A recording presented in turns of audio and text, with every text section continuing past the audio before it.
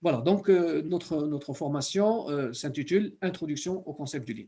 Alors, le Lean, il se base principalement sur quelque chose, une notion qu'on appelle la notion de la valeur. Alors, avant de démarrer euh, la formation donc d'une façon approfondie, on va d'abord expliquer ce que c'est que la notion de la valeur. Alors, la notion de la valeur est une notion qui est très, très vague et très, très en vogue en même temps. C'est-à-dire qu'il y a beaucoup de gens qui s'y intéressent, tout le monde en parle, mais est-ce que tout le monde sait ce que c'est exactement? Personne ne sait exactement ce que c'est parce que ça change. Ça change avec le temps, ça change avec, selon les situations, etc. Mais pour une entreprise, on peut définir la valeur. Alors maintenant, il y a plusieurs types de valeurs. Il y a des valeurs qui sont perçues par le client lui-même, et c'est la valeur la plus importante, et il y a une valeur qui est perçue par l'entreprise. Bien sûr, l'entreprise, elle est là pour gagner de l'argent, ce qui est évident.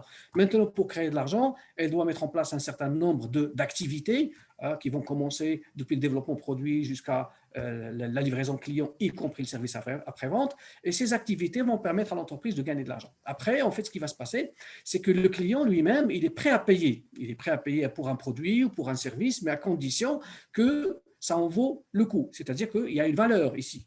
C'est qu'il veut qu'il y ait une contrepartie par rapport à ce qu'il va payer comme argent. Alors donc, cette notion de valeur, on va commencer d'abord par découvrir ce que c'est que la notion de la chaîne de valeur. Alors, il y a un modèle qui a été inventé par un certain Michael Porter. Alors, Michael Porter, c'est un éminent professeur et c'est en même temps un consultant. Il est toujours vivant d'ailleurs, à la Harvard Business School. Et en fait, il a été le premier à avoir pensé à ce système, c'est-à-dire à mettre un modèle de l'entreprise. Alors, comme il y a avec nous des professeurs d'université, il y a avec nous donc des formateurs, donc je vais essayer de mettre un mix quand même dans cette formation entre des choses qui sont théoriques et pas mal de choses pratiques, sachant que le Lean ne peut être que pratique. Hein. Mais bon, ce qui est très, très important aussi, c'est qu'il faut comprendre les concepts. Parce que si on ne comprend pas les concepts, on ne sera jamais capable de comprendre les outils. Le problème du Lean en général, c'est quoi? C'est que c'est quelque chose, c'est comme on dit en arabe, c'est c'est-à-dire c'est quelque chose qui donne l'impression d'être facile, mais au fond, il y a beaucoup de choses, il y a beaucoup de choses qui sont relativement complexes. En fait, tout le monde, si vous lui dites Lean, va vous dire, ouais, les 5 S, Ishikawa, Kaizen, etc. Tout le monde connaît des petites choses. Mais ces petites choses sont que des bribes, sont que des, comme on dit, hein, sont des petites choses comme ça qu'il va falloir regrouper. Alors, pour pouvoir mieux les comprendre, il faut d'abord comprendre les concepts. Et les concepts sont beaucoup plus importants que les outils. Alors, les outils en ligne, il y a une infinité. Je dis bien une infinité parce que vous pouvez vous-même en inventer. Par contre, les concepts sont très peu nombreux. Il n'y a pas beaucoup de concepts. Une fois qu'on a bien compris ce que c'est que le concept, par exemple de la valeur, on va comprendre par après comme quoi on peut appliquer le lean management, les concepts de lean management sur l'ensemble de l'entreprise et donc l'ensemble des activités de l'entreprise. Alors que vous soyez dans la logistique de distribution, dans la production, dans la logistique des achats ou dans le marketing, ou la vente, la communication, peu importe, vous pouvez toujours appliquer le lean. D'ailleurs, on en parle aujourd'hui même, lean education. On peut même appliquer le lean à la formation elle-même. Comment faire pour être plus efficace, pour être plus précis, plus accessible. Donc, toutes ces choses-là, on peut le faire. D'ailleurs, pour vous-même, dans votre vie, vous pouvez également mettre en pratique un certain nombre de concepts du lean. Alors, parlons déjà de cette chaîne de la valeur. Alors, qu'est-ce que c'est que cette chaîne de la valeur? Michael Porter avait vu qu'une entreprise en général, si on parle d'une entreprise industrielle, elle va d'abord avoir quelque chose qu'on appelle une logistique amont. Alors, une logistique amont, ça veut dire quoi? Ça veut dire qu'en fait, elle va acheter des produits, elle va acheter des matières, etc. Donc, l'amont, ça veut dire en arabe, qabliya, ça veut dire toutes les choses qui vont avoir une relation avec les achats, le sourcing, les approvisionnements, etc. Et puis après, elle va faire des opérations. Qu'est-ce que c'est les opérations? Eh bien, ce sont les opérations de production. Donc, d'ailleurs, les Américains, ils ne disent pas gestion de production, ils disent operations management, le management des opérations. Alors, après, vous avez la logistique aval, c'est-à-dire la logistique de distribution, donc tout ce qui va avoir une relation avec le transport de distribution, le dispatching, etc. Après, vous avez la partie marketing et vente, très connue, puis après, vous avez les autres services, ça peut être le service après-vente, ça peut être la personnalisation ou autre. L'ensemble de ces activités permet à l'entreprise de gagner de l'argent. Pourquoi et comment? Parce qu'en fait, à chaque fois qu'on va ramener des produits, les transformer et les vendre, on va pouvoir donc, se faire payer et à pouvoir dégager une marge à partir des ventes qu'on va réaliser. Maintenant, ces activités-là, on les appelle les activités principales. Vous avez d'autres activités qui sont en haut. Ces activités-là, on les appelle les activités de soutien. Alors, pourquoi? Parce que ces activités-là, c'est elles qui vont soutenir les activités de base. Alors, si vous prenez par exemple le développement technologique, si vous prenez les infrastructures, le service ressources humaines, alors le service des ressources humaines, ce n'est pas lui qui crée la valeur, mais c'est lui qui nous ramène les personnes, qui les forme, qui les recrute, qui les embauche, etc., qui les accompagne dans leur carrière, dans l'objectif de supporter les activités principales. La production a besoin d'ouvriers, on ramène les ouvriers. La production a besoin, la chaîne de la valeur a besoin d'acheteurs, on ramène les acheteurs, etc. On les forme, les accompagne, les compétences, etc. La même chose pour l'informatique, services technologiques, etc. Et j'en passe. La maintenance, par exemple, c'est une activité de soutien. Alors là, vous avez remarqué, j'ai mis approvisionnement, c'est pas moi qui l'ai mis, c'est Michael Porter, mais les choses peuvent changer. C'est-à-dire qu'il se peut que les approvisionnements font partie de la chaîne de la valeur, l'activité principale, comme il se peut que ce soit des activités de soutien. Par exemple, dans une école, hein, puisqu'on avons avec nous que des professeurs et des formateurs, l'activité approvisionnement qui consiste à acheter des stylos, je sais pas, des stylos, des tableaux, etc. C'est une activité de soutien. Ce n'est pas elle qui réalise la formation, parce que les étudiants, on ne s'approvisionne pas aux étudiants. Mais nous avons un service recrutement. Le service recrutement des étudiants, lui, il va être dans la logistique amont, d'accord? Lui, c'est lui qui va ramener les étudiants, on va faire de la publicité, on va faire les salons, etc. Puis après, il y aura les opérations qui vont être évaluation des étudiants, les cours, l'évaluation finale, diplomation, etc. Tout ça, ce sont des activités qui vont permettre donc à une école, à un centre de formation de réaliser une activité. Donc, j'ai pris l'exemple d'un centre de formation, mais on peut également prendre l'exemple de n'importe quelle industrie, n'importe quelle entreprise. En tout cas, ce schéma ou ce modèle, vous devez bien sûr l'adapter à votre entreprise. Et donc, Michael Porter, il a imaginé ça au début, et puis après, ce modèle a changé. Alors, c'est-à-dire, comment est-ce qu'il a changé? Si vous regardez bien les activités principales, on peut effectivement parler de quelque chose qu'on appelle une chaîne de valeur. Qu'est-ce que c'est que la chaîne de la valeur? C'est un ensemble de processus, d'étapes, etc., d'activités par lesquelles une entreprise va ajouter de la valeur à un article, y compris la production, l'innovation, la commercialisation, etc. Alors, regardons dedans qu'est-ce qu'il y a et approfondissons un petit peu les choses. Comment on va différencier entre ces activités? Comment savoir si ces activités créent de la valeur ou ne créent pas de la valeur? Ça, c'est très important. Alors, zoomons un petit peu sur cette chaîne de la valeur et regardons un petit peu ce qui se passe. Alors, première des choses, nous avons donc ce qu'on appelle une chaîne de l'innovation. Alors, Innovation Chain, c'est une chaîne qui va être présente au sein de l'entreprise et c'est elle qui va permettre de créer le produit, imaginer le produit. Par exemple, si vous prenez aujourd'hui le PPT, par exemple, il a plus que 300 formations. Comment ça se fait? Eh bien, c'est qu'il y a un département qui réfléchit à ça, qui regarde les besoins du marché et qui essaie de créer des formations qui sont adaptées. Donc, ça, c'est l'innovation. Alors, vous avez des entreprises qui n'arrêtent jamais d'innover, qui n'arrêtent jamais de créer des produits qui sont nouveaux. Pourquoi? Parce qu'en fait, il faut absolument que le marché, excusez-moi, je vais juste… Selon les besoins du marché. Pardon? Alors, D'accord. Alors, donc, ce que je disais, c'est que cette chaîne de la valeur d'innovation va donc développer des produits. Alors, si vous remarquez, en bas, il y a un certain nombre d'icônes qui sont en bas. Chaque icône veut dire quelque chose. Alors, la première icône que vous voyez ici, d'accord, c'est là, elle représente la standardisation. Deuxième icône, elle représente trouver des idées, donc l'innovation. Après, vous avez la recherche et vous avez l'ingénierie. Alors, tout le monde connaît ces éléments-là, mais pourquoi est-ce que ça fait partie de la chaîne de l'innovation? Notamment la partie standardisation, c'est un petit peu bizarre. Alors, déjà, il faut trouver des idées. Donc, nous avons en fait le service développement, création, etc. Ça peut être, par exemple, dans le textile, ça peut être le service design, celui qui crée les produits, stylisme, d'accord? Ça peut être le modélisme. Le modélisme, c'est de l'ingénierie. On va concevoir le produit. Mais ça peut aussi être le service méthode, hein, pour qu'il va, lui, développer les méthodes. Ça peut être en logistique, par exemple, le service méthode qui va développer les différentes méthodes de chargement, déchargement pour optimiser ces temps de chargement. Mais ça peut également être de la recherche scientifique, innovation, nouvelles solutions technologiques, etc. Tout ça, on l'a compris. Maintenant, la standardisation, c'est quoi? Et pourquoi est-ce que c'est très important? Quand on parle en industrie, quand on travaille en industrie, en général, on ne va pas faire les choses à chaque fois d'une façon différente. Il faut absolument standardiser. Si vous prenez 3 opérateurs, vous leur demandez de faire la même opération et que chacun la fasse à sa façon, parce qu'on n'a jamais pensé à ça, parce qu'il n'y a pas de méthodes qui sont figées, testées, contrôlées, améliorées, etc., c'est que l'entreprise n'a pas vraiment le sens de l'innovation et de développement et de l'amélioration. Donc, il faut absolument créer des standards. On reviendra après parler de ces standards parce qu'ils sont très importants, notamment dans le système Lean. Alors, je parle du système Lean, ça veut dire que ça concerne aussi bien le système de production que les systèmes de management.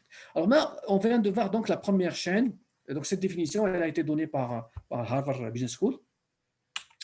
Après, vous avez ce qu'on appelle la supply chain. Alors, je vous rappelle, donc, on vient de parler d'abord de quelque chose qui va créer les processus. Après, la supply chain, c'est quoi? La supply chain, c'est une chaîne qu'on appelle la chaîne d'approvisionnement, qui, elle, va ramener les produits du point le plus éloigné du fournisseur jusqu'au client le plus final, y compris les retours de marchandises, les déchets, les traitements des déchets, etc. Donc, c'est quelque chose de physique qui, elle, va ramener les produits. Alors, vous avez trois logos, trois icônes ici. Vous avez la partie sourcing, chercher des approvisionneurs, chercher des approvisionnements, chercher les fournisseurs, etc. Vous avez la partie production.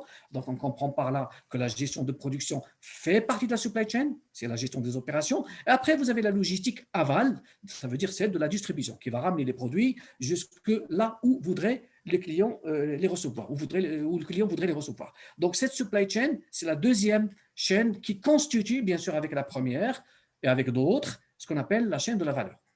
Après, vous avez ce qu'on appelle demand chain. Alors, demand chain, c'est la chaîne de la demande. Alors, si vous regardez bien, il y a le mot supply et il y a le mot demande. Alors, supply et demande, ça veut dire offre et demande.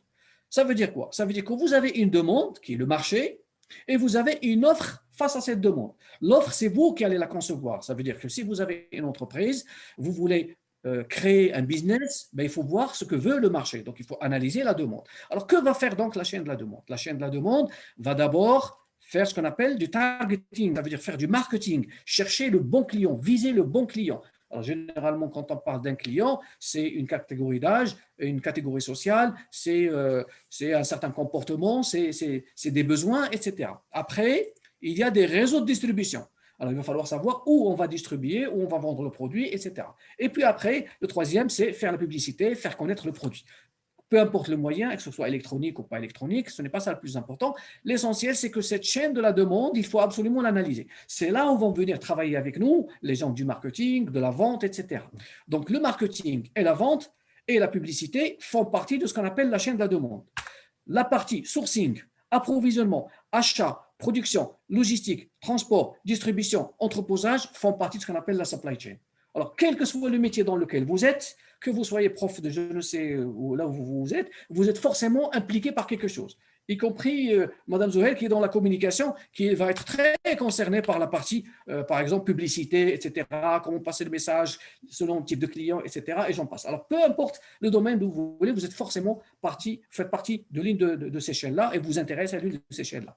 Après, alors, tout ça pour vous dire que le lean va être concerné. Enfin, toutes ces chaînes seront concernées par le lean. Après, vous avez une dernière chaîne qu'on appelle service chains. Alors, service chain, ça veut dire quoi? C'est une chaîne de service.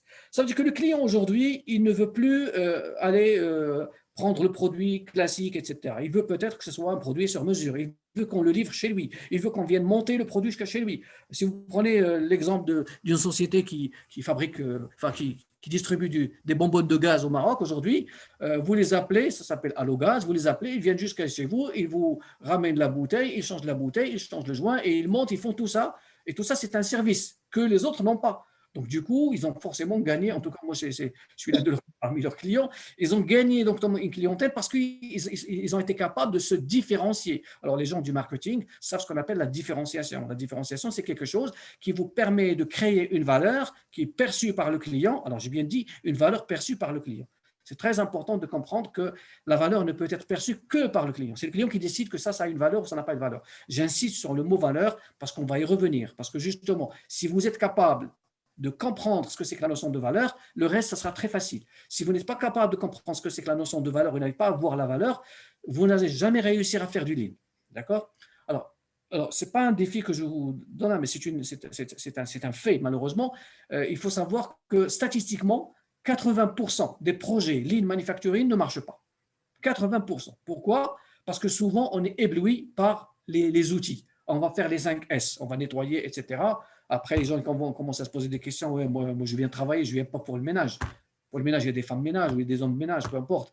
Donc, non, moi, je ne suis pas là pour ça. Mais parce qu'on n'a pas compris les concepts. Parce que quand on fait comprendre aux gens qu'on est là pour créer de la valeur et qu'on est là, si on doit nettoyer, c'est parce que ça va nous permettre de contrôler, ça va nous permettre de maîtriser, ça va nous permettre beaucoup d'autres choses, ils vont comprendre le concept. C'est comme si vous avez une croyance. Quand vous avez la croyance, quand vous croyez en quelque chose et vous savez qu'il y a des fondements à cette croyance, vous y allez. Mais si vous ne croyez pas en ça, même si je vous dis ou si je vous raconte que c'est la plus belle des expériences, vous n'allez jamais pouvoir la vivre. Alors, on vient de voir donc 4 chaînes.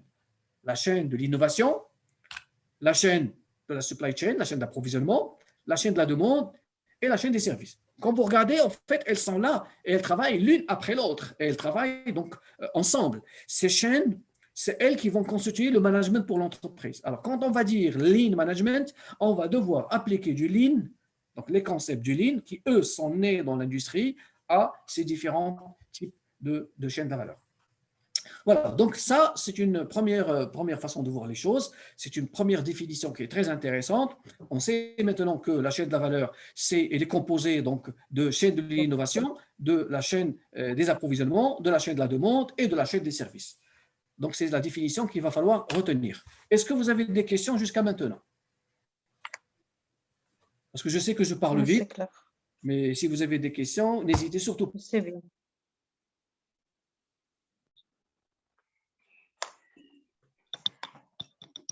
Bonjour, je suis Madame Belrati, formatrice à l'ISPS.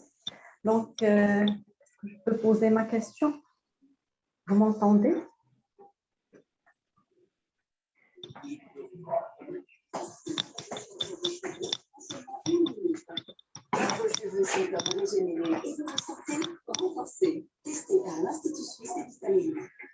Est-ce que vous m'entendez? On vous entend, madame, sauf que M. Adil, apparemment, il a un problème de connexion. D'accord. Je vois que sa photo est figée. Oui, tout à fait. D'accord.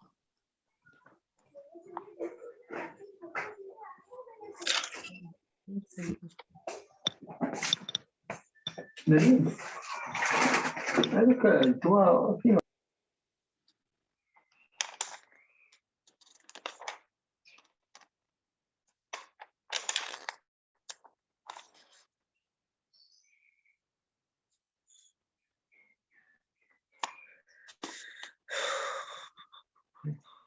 Et on a été coupé, je ne sais pas ce qui s'est passé.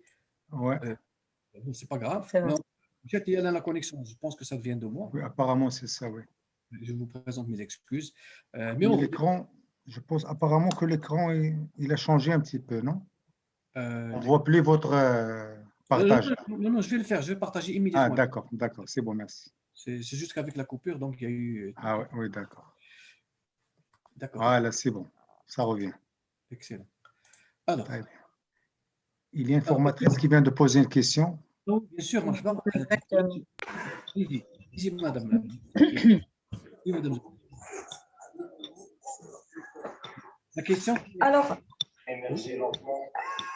c'est bon, vous m'entendez? On vous entend?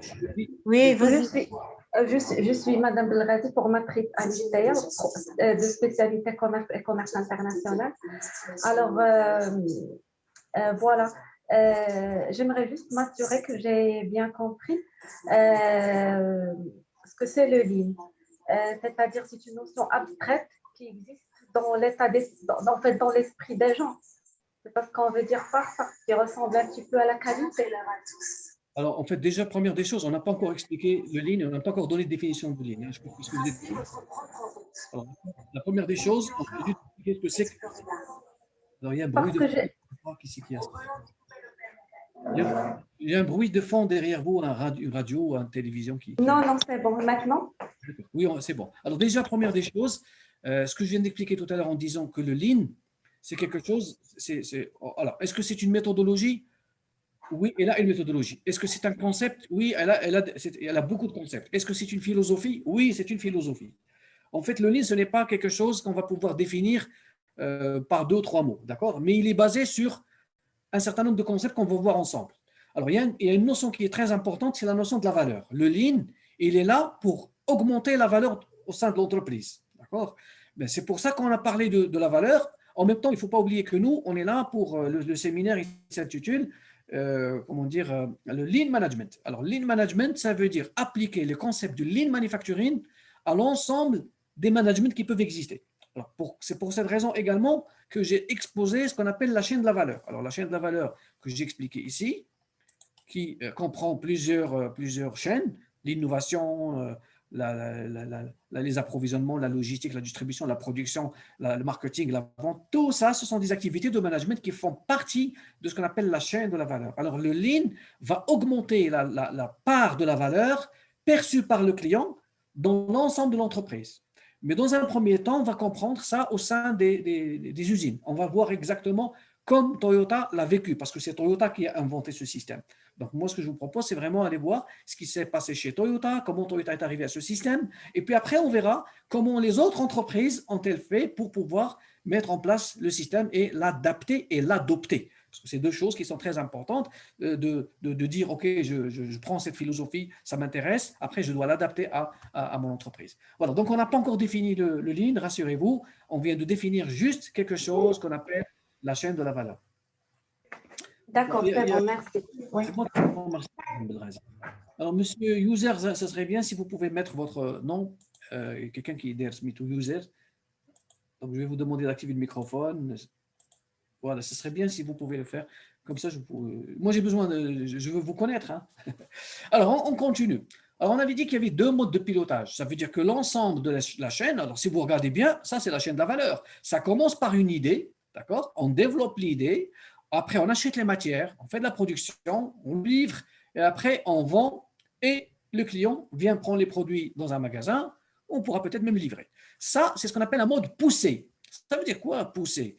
Ça veut dire qu'en fait, l'idée qu'on a développée, peut-être que le client ne l'a pas demandé. Alors, rappelez-vous, les téléphones portables, personne n'en avait. Personne n'avait l'idée des téléphones portables. Et puis un jour, on a eu un téléphone portable et donc le besoin est devenu réel. Donc, c'était un mode qui est poussé. On a poussé vers le marché, on a proposé vers le marché un produit. Alors maintenant, Création de besoins, c'est ça, Monsieur Abid? c'est exactement ça. Mais généralement, dans le mode poussé, peut y avoir une création de besoin ou parce qu'on sait déjà que le produit est déjà très demandé. C'est-à-dire, c'est des produits de première nécessité. Hein, vous prenez, je ne sais pas, le pain, vous prenez les vêtements, etc. C'est des produits de première nécessité. Certains types de vêtements, bien évidemment. Là, vous pouvez fabriquer, vous pouvez les mettre sur le marché, ça va se vendre. Et là, il y a une notion très importante, la notion de l'économie, de ce qu'on appelle de notion économique de l'offre et la demande. S'il y a une demande qui est plus importante que l'offre, eh bien, tout ce que vous allez mettre sur le marché, il va partir. Ça, c'était le cas dans les années 80, 70, 80, fin des années 90. Il y avait très peu d'entreprises qui fabriquaient dans le monde. Alors, il y avait après d'autres pays qui étaient en voie de développement, comme la Corée, la Chine, etc., qui ont commencé à proposer des produits. Et à un certain moment, on a commencé à avoir beaucoup plus de producteurs, ou une offre beaucoup plus importante que la demande. Et là, les choses ont changé. Ça veut dire que si l'offre est plus importante que la demande, il va falloir se distinguer. Alors, pour se distinguer, les entreprises ont commencé à chercher à réduire le coût et à changer leur modèle économique.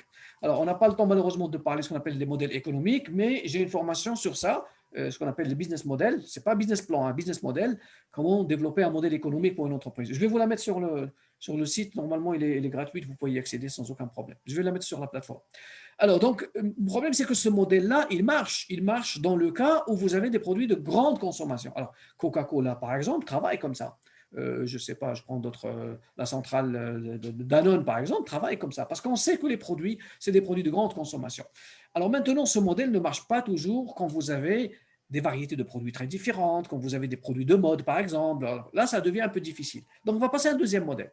Mais avant de passer à ce deuxième modèle-là, regardons un petit peu à quoi ça ressemble. Comment est-ce que ce modèle marche? C'est-à-dire entre la production et entre la vente, comment ça se passe, comment ça se déroule.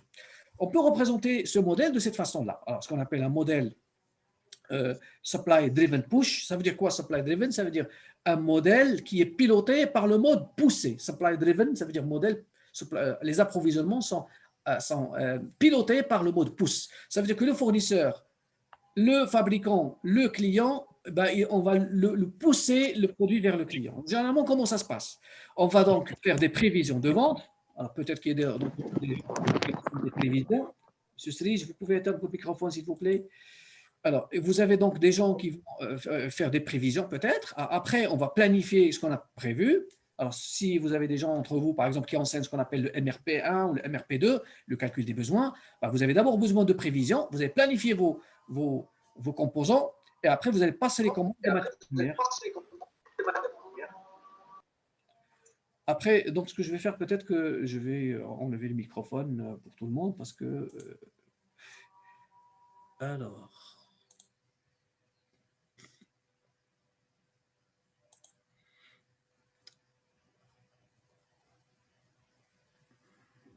Bon, je vais laisser quand même. Alors, donc, ce qui va se passer, c'est que dans ce modèle-là, là, comment ça marche? Alors, j'étais en train d'expliquer ça. Nous allons donc faire des prévisions. On va étudier le marché. Les prévisions de vente commencent d'abord par étudier le marché. Après, vous avez des méthodes de prévision, hein, le lissage exponentiel, vous avez la méthode de la moyenne mobile, etc. Selon les cas, vous allez choisir une méthode. Vous avez des méthodes de box jinking et j'en passe. Vous allez faire donc la planification, vous allez planifier vos achats et vos approvisionnements. Après, vous passez des commandes. Commandes où? Au marché amont, c'est-à-dire aux fournisseurs. Après, vous allez pousser. Les fournisseurs vont vous ramener les produits. Alors, chez nous, en logistique, en général, ou là en industrie, on représente un triangle, ça représente un stock. Après, vous allez faire quoi? Vous allez faire un rang, ça représente une production. Vous allez produire le produit et vous allez contrôler. Un carré, ça représente un contrôle. Et après, vous allez stocker des produits finis. Alors là, vous avez ce qu'on appelle le lead time. Le lead time, ça veut dire le délai de livraison. Le délai de livraison, puisque le stock de produits finis existe, ben, c'est tout simplement quand le commercial va aller vendre le produit ou quand le client va appeler qu'on va livrer. Donc généralement, le délai est très court. Mais ça, c'est parce qu'on travaille sur stock. Nous avons un stock de produits finis. Ça, c'est ce qu'on appelle le modèle push ou le mode pilotage en amont. Alors généralement, quand ça a commencé, alors les entreprises industrielles cherchaient depuis la période du Fordisme, depuis les années 20, à travailler ce qu'on appelle la production de masse, de mass production, à travers une grande quantité. Puis après, il y a eu les Japonais qui sont arrivés avec le just-in-time, la qualité totale. Et puis avec les Allemands, on a commencé à découvrir l'automatisation. Et l'objectif de tout ça, c'est d'augmenter la productivité. Très bien, tout ça, c'est connu. On ne va pas rentrer dans ces détails, mais on va voir qu'après le just-in-time, il a continué à exister et il a même dépassé les attentes des industriels. Alors, on va essayer de comprendre comment ça se passe. Alors, ça, c'est le premier modèle. Maintenant, qu'est-ce qui s'est passé au juste? Alors, ce qui s'est passé, c'est que le modèle tiré est devenu beaucoup plus intéressant. Pourquoi? Parce qu'en fait, on ne peut pas continuer à produire et à livrer sur un marché qui peut être complètement saturé. Alors, dans ce cas-là, il va falloir écouter le marché et développer les produits. Alors, vous voyez qu'en fait, ça a complètement changé. On va écouter le marché, on va voir les besoins du client et parfois même, on va vendre. Alors, par exemple, si vous passez sur Internet aujourd'hui, vous avez quelqu'un qui rentre sur un site, qui passe sa commande. Alors, je ne sais pas si vous connaissez ce qu'on appelle le parcours du client. C'est très important à analyser. Il va passer sur un site et après, il va passer commande. Alors, quand il va passer la commande, soit le produit existe, on va lui livrer, sinon il se peut qu'en fait on va écouter avec tous les clics, tous les j'aime, etc. que vous avez sur Internet, etc. aujourd'hui, sur les réseaux sociaux, on va créer un produit, on va développer, on va personnaliser le produit et après on va acheter, on va produire et on va livrer.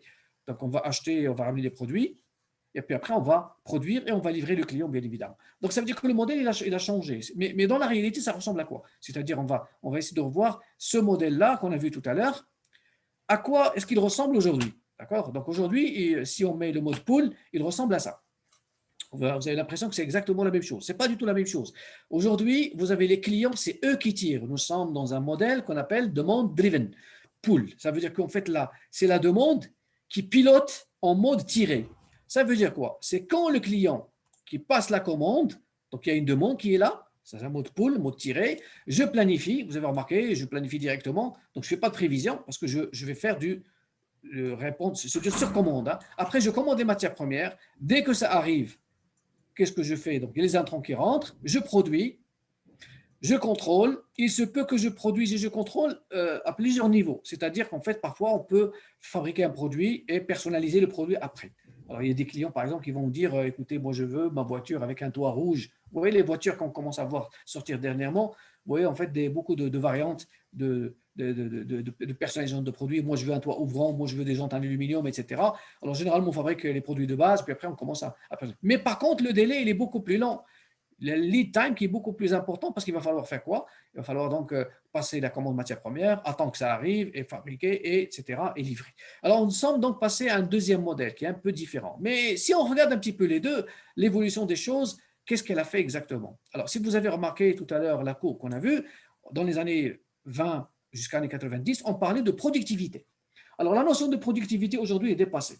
Bon, elle existe toujours, mais il y a quelque chose de nouveau. Enfin, de nouveau, ça fait déjà depuis 1980 que ça existe. Hein. On parle de throughput. Alors, qu'est-ce que c'est que le throughput? Quelqu'un connaît le throughput? Alors, le throughput, c'est la vitesse avec laquelle le système génère de l'argent. C'est-à-dire, ne me dites plus combien de pièces vous avez sorties. Dites-moi combien de dollars vous avez fait rentrer. C'est complètement différent.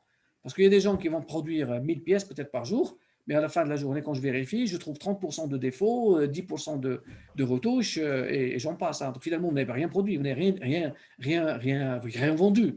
Alors là, quand on parle de output, on commence à voir qu'est-ce qu'on a vendu chaque jour, chaque minute.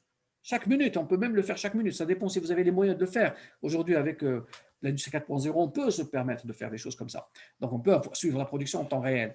Et donc, du coup, la donne a complètement changé. Et donc, qu'est-ce qui a permis de faire ça? Bien sûr, c'est l'automatisation, c'est le just-in-time, mais on ne peut pas continuer à produire dans un modèle classique qui est celui de la production de masse, hein, celui à la taylorienne, en taylorisme. Donc, l'idée a fait que cette nouvelle donne du marché a changé toutes les façons de travailler. Et donc, le système Lean a été le seul qui a été capable de continuer à survivre, même avec toutes les crises, la crise pétrolière, crise du Golfe, etc., la crise de 2008-2010, et j'en passe. Toutes ces crises-là, c'est le seul système qui a été capable de vivre. Alors, bien qu'aujourd'hui, on peut parler de d'autres systèmes. Alors, ce n'est pas forcément le système Lean qui est le meilleur. Il y a d'autres systèmes qui peuvent être combinés avec le système Lean. Et une fois combiné avec le système Lean, ça va donner des choses qui sont beaucoup meilleures. Bon, on n'est pas là pour parler de ça.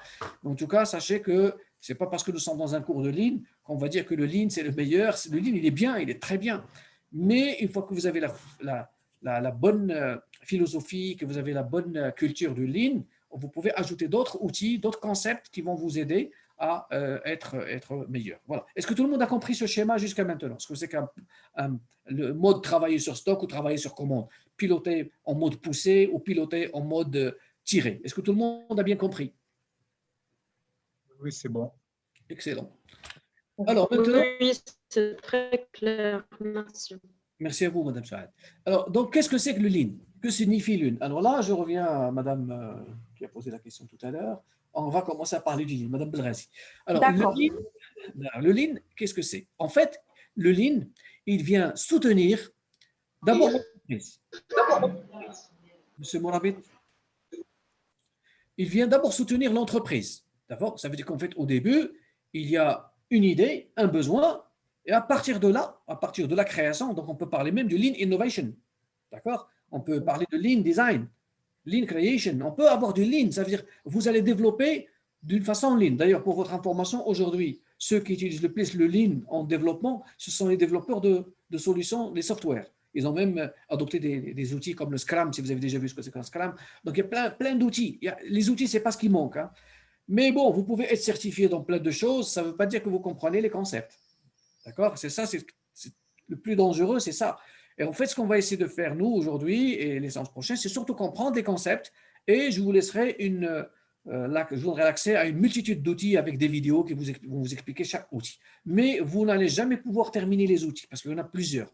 Encore faut-il être capable de choisir le bon outil. Parce que vous savez, un mécanicien, par exemple, il peut avoir une bonne panoplie des outils. Après, vous trouvez en fait qu'il travaille avec 2, 3, 4 clés principalement. Parce qu'il ne sait pas utiliser les outils. Mais il peut savoir comment ça marche, mais il ne sait pas à quel moment les utiliser. Et ça, c'est très important. Donc, le Lean, il vient d'abord soutenir l'entreprise, depuis la création de l'idée jusqu'à la livraison vers le client, et y compris même les retours s'il y a des retours. Après, le Lean, bien que le Lean, il est anti-retour, il évite les retours. Le Lean soutient l'ensemble de la chaîne d'approvisionnement, l'ensemble de la supply chain, depuis la matière première, de chez du fournisseur, jusqu'au client final, le plus éloigné. Donc déjà, le Lean, il va faire des choses comme ça. Après, on va pouvoir parler du Lean à chaque niveau. C'est-à-dire, on peut dire, par exemple, dans un premier temps, que le Lean va être chez les fournisseurs. Qu'est-ce qu'on peut faire chez les fournisseurs? Par exemple, il y a un outil qu'on appelle le Milk Run. Alors, le Milk Run, ça veut dire quoi? Ça veut dire qu'on va mettre en place une technique dans laquelle on va faire une gestion de tournée des fournisseurs, auprès des fournisseurs. Donc, on verra ça après. On verra, parce que chaque outil, on va l'expliquer. Hein. Il y aura un chapitre spécial outil. Après, on va travailler en mode pool. Après, on va mettre du Kanban. Donc, tout ça, c'est des outils qui vont nous permettre de gérer la relation avec les fournisseurs et de la rendre beaucoup plus fluide et beaucoup plus facile. Après, vous avez le développement, achat, standardisation, on en a parlé tout à l'heure, les emballages. Par exemple, dans le secteur automobile, hein. Alors, si vous regardez, par exemple, en Europe, vous avez une association qui s'appelle Galia. C'est le groupement automobile pour la logistique et l'information, c'est quelque chose comme ça. Alors Galia, G-A-L-I-A, ils ont mis en place un standard dans lequel ils ont dit que toutes les entreprises qui travaillent dans le secteur automobile doivent avoir un certain nombre ou un certain type de cartons bien définis. Ils ont des cartons A1, A2, C3, C4. Ils sont connus. Ça veut dire que vous êtes mon fournisseur. Moi, je suis votre client. Vous allez me ramener un carton C13. Mais je sais ce que c'est que le C13. On ne va pas se casser la tête. Un peu plus grand, un peu plus petit. Non, c'est un truc qui est standard. Et cette standardisation a permis aux entreprises de parler le même langage logistique. Ça veut dire quoi un langage logistique? C'est-à-dire qu'au lieu de m'envoyer une palette en plastique, moi, je vous envoie une palette en bois qui coûte, la palette en plastique coûte 4 fois plus cher que la palette en bois et que après il va falloir gérer les retours, etc. On peut mettre en place un système standard. On n'a que des palettes en bois du même type, etc. Et on va éviter les retours, etc. Voilà, ces exemples, hein, c'est juste quelques exemples. En tout cas, l'idée, c'est ça. C'est comment faire, comment penser à mettre en place des systèmes qui vont permettre d'éviter des gaspillages, d'éviter des erreurs, d'éviter des retours. Et ça, c'est le système Lean. D'ailleurs, la logistique aujourd'hui utilise beaucoup de concepts Lean sans le savoir. Mais on va voir après dans certaines vidéos, de vieilles vidéos, d'ailleurs je vous ramène des vieilles vidéos japonaises de chez Toyota directement, et vous allez voir, c'est-à-dire que ceux qui ont créé le système, hein, et vous allez voir qu'en fait, ils avaient à l'époque déjà, ça fait 20 ans, ça fait 30 ans, ils utilisaient déjà des concepts que peut-être même nous, on ne sait pas encore utiliser au Maroc aujourd'hui. Hein, donc vous allez le voir après.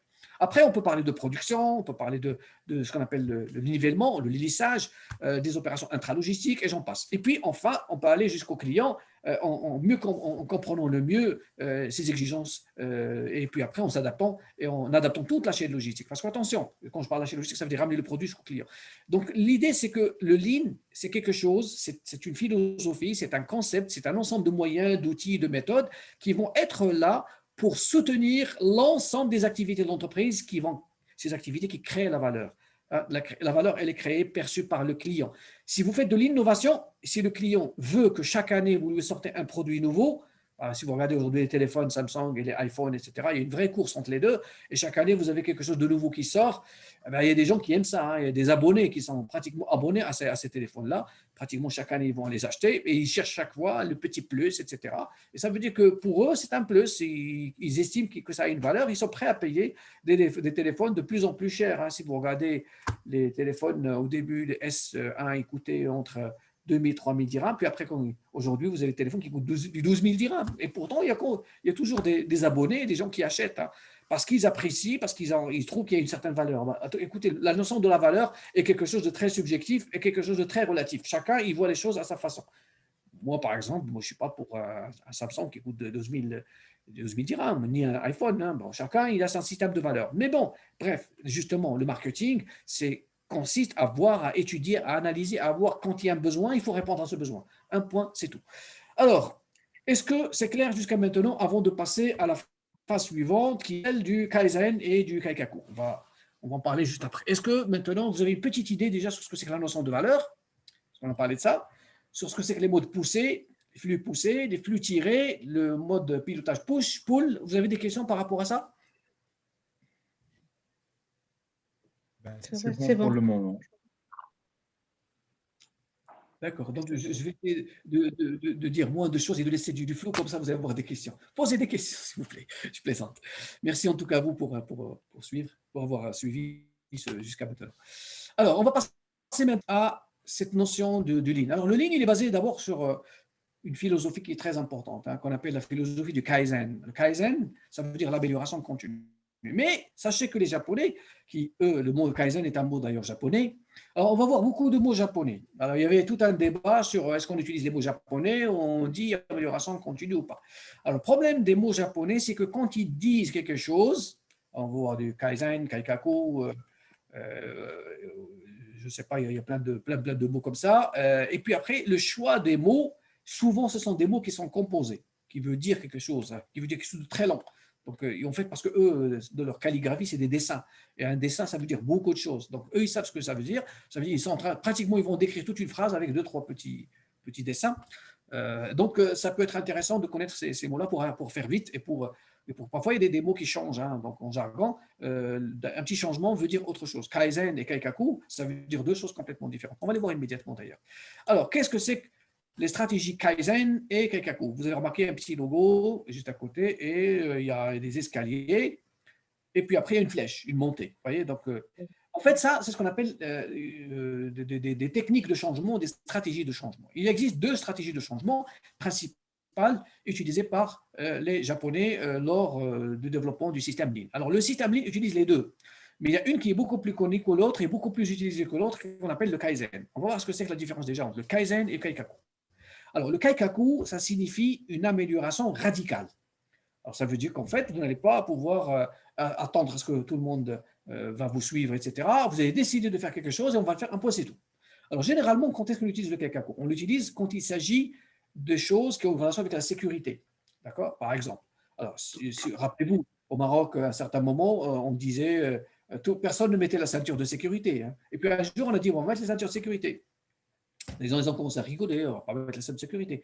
Et puis, on a décidé de commencer à pénaliser les gens.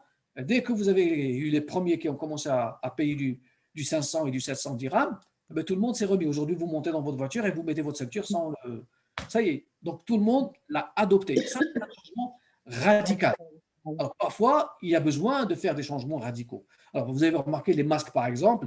Ben, au début, il y en a qui voulaient les mettre, pas les mettre. Puis, à un certain moment, on a dit tout le monde met le masque, tout le monde a mis le masque. Bon, là, on a lâché un peu. Mais bon, en tout cas, un changement radical, on peut le mettre soit parce qu'il y a une question de sécurité, soit parce qu'on va faire un changement technologique. Par exemple, on va adopter une nouvelle machine, une nouvelle technique. Alors, si on ramène une nouvelle machine, une nouvelle technique ou une nouvelle réglementation, une nouvelle loi, on adopte ce qu'on appelle la technique du Kaikaku. Alors, Kai, ça veut dire changement. Kaku, ça veut dire radical. Et de l'autre côté, à l'inverse du Kaikaku, vous avez ce qu'on appelle le Kaizen. Alors, le Kaizen, ça veut dire zen, ça veut dire calme, tranquille, etc., progressif. Alors, vous voyez, les Japonais, un mot, ça peut dire beaucoup de choses. Et alors, le Kaikaku, vous allez regarder les symboles japonais, c'est la même chose au début, puis après, c'est que l'autre qui change. Donc, le Kaizen veut dire petit changement, petite amélioration en douceur, changement continu. Alors, lequel est le meilleur? Il n'y a pas de meilleur. Il y a un choix à faire, c'est un choix stratégique. D'accord? Si vous avez des choses qui ont une relation avec la sécurité, on ne rigole pas, on ne va pas le faire ça doucement. On va le faire d'une façon radicale. D'accord? Mais si vous avez des améliorations à faire au sein de l'entreprise, eh bien, les Japonais, ils vont vous dire tout simplement qu'il faut que ça devienne un style de vie. Ça veut dire que chaque jour, vous devez faire une amélioration. Si vous ne faites pas une amélioration un jour, c'est qu'il y a un problème, vous ne travaillez pas bien. C'est comme ça, vous ne travaillez pas bien. Ça doit devenir un système quotidien. Vous devez sortir chaque jour de votre bureau, aller sur le terrain, trouver des problèmes. J'ai bien dit, trouver des problèmes. Mais si cacher des problèmes, trouver des problèmes. Et là, ça montre tout l'état d'esprit qui va changer. Hein. Donc, le Kaizen, c'est une amélioration continue et ça devient carrément un état d'esprit qu'il va falloir donc adopter. Donc, généralement, pour faire simple, le Kaikaku, c'est quelque chose de stratégique. D'accord? Le Kaizen, c'est tactique, au jour le jour. Au jour le jour, je dois faire des petites choses. Et en principe, il faut impliquer tout le monde. Et généralement, c'est des petits changements, des petites ressources. Et si le Kaizen, si ça coûte pas cher, si ça coûte zéro, c'est le meilleur. Alors, on considère qu'un Kaizen est meilleur quand il ne coûte rien, quand c'est gratuit pour l'entreprise, c'est une petite idée, un petit changement, et puis ça donne rien. Je donne un exemple. Hein. Je ne sais pas si vous vous rappelez, il y a quelques années, les guichets bancaires, parfois vous oubliez votre carte et vous entendez bip, bip, bip, bip, bip. Et parfois les gens ils partaient avant d'entendre le bip. Aujourd'hui, il n'y a plus de bip. Qu'est-ce qu'on a fait? Qu'est-ce qu'on a fait? Pourquoi est-ce qu'il n'y a plus de bip? Et personne n'oublie sa carte. Ah, d'accord, oui, c'est vrai. Maintenant, il y a un clignotant. Non, Non.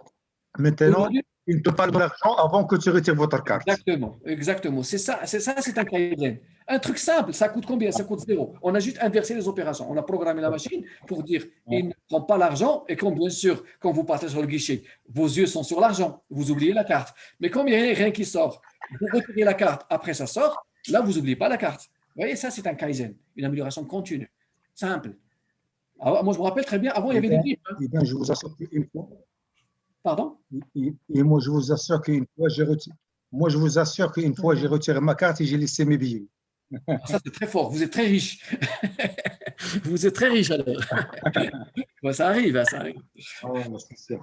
Mais bon, déjà, le système, c'est beaucoup mieux qu'avant. Avant, vous pouvez prendre les billets et partir. Ça peut être plus grave de laisser votre carte. En tout cas, c'est ça l'idée, l'état d'esprit. Merci à vous. Alors, donc, le Kaizen, ça veut dire une amélioration continue. Donc, on peut aussi le traduire autrement. Hein. Ça veut dire qu'en fait, on va essayer de se concentrer donc, sur chaque partie du processus de façon à éliminer ce qu'on appelle soit les déchets ou les gaspillages. C'est la même chose. Hein. Donc, en anglais, c'est waste, gaspillage, déchets, perte. Le Kaizen va essayer d'éviter toute forme de gaspillage. Alors après, on va définir ce que c'est que les gaspillages. D'accord? Donc, le Lean, il est fondé en général sur cet aspect très important de ce qu'on appelle le Kaizen. Le Lean, est-ce que le Lean, c'est le Kaizen?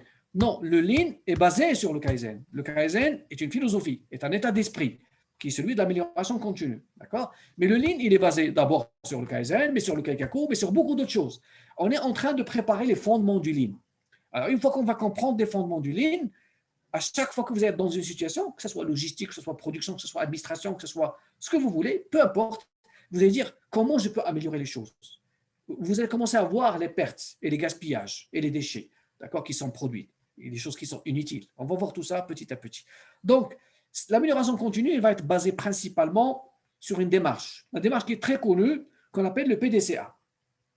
Alors, vous connaissez tous cette démarche de PDCA qui, elle, consiste à mettre en place une sorte d'amélioration continue. Alors, la démarche PDCA, ça veut dire qu'au lieu de dire « je vais découvrir les choses au hasard », ok, vous allez sur le terrain, vous voyez un problème. Alors, vous prenez le problème, vous le formalisez, vous le notez quelque part et vous le faites rentrer dans le système de planning. Et vous dites « voilà, je dois résoudre ce problème. Il y a un problème qui est là, et on peut améliorer ça, on peut faire ceci. » Et donc, vous le mettez dans le système de planification. Et vous allez le réaliser. Ce qu'on appelle le do, faire. Et après, vous allez vérifier que ça marche. Si ça marche, c'est tant mieux. Si ça ne marche pas, vous allez réagir. Et puis après, vous cherchez autre chose. Et donc, c'est comme ça que vous allez pouvoir améliorer vos processus. Dans le système Lean, on peut présenter cette roue du PDCA, parce qu'on fait ces choses qui tournent, de cette façon-là. Donc, généralement, c'est une roue qui tourne. D'accord? Et cette roue, elle est sur une pente. Vous savez, soit on s'améliore, soit on recule.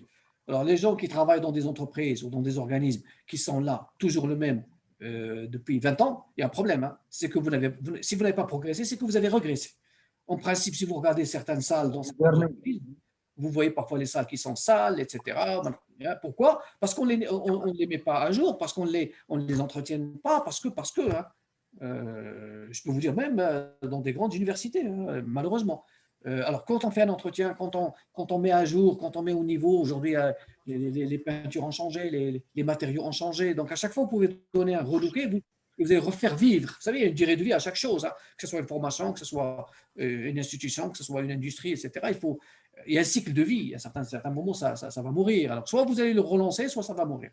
Alors, l'idée, c'est quoi? C'est que vous êtes sur une pente et vous devez donc pousser, faire de l'énergie avec votre système de production pour pouvoir améliorer, etc. Mais il y a des gaspillages.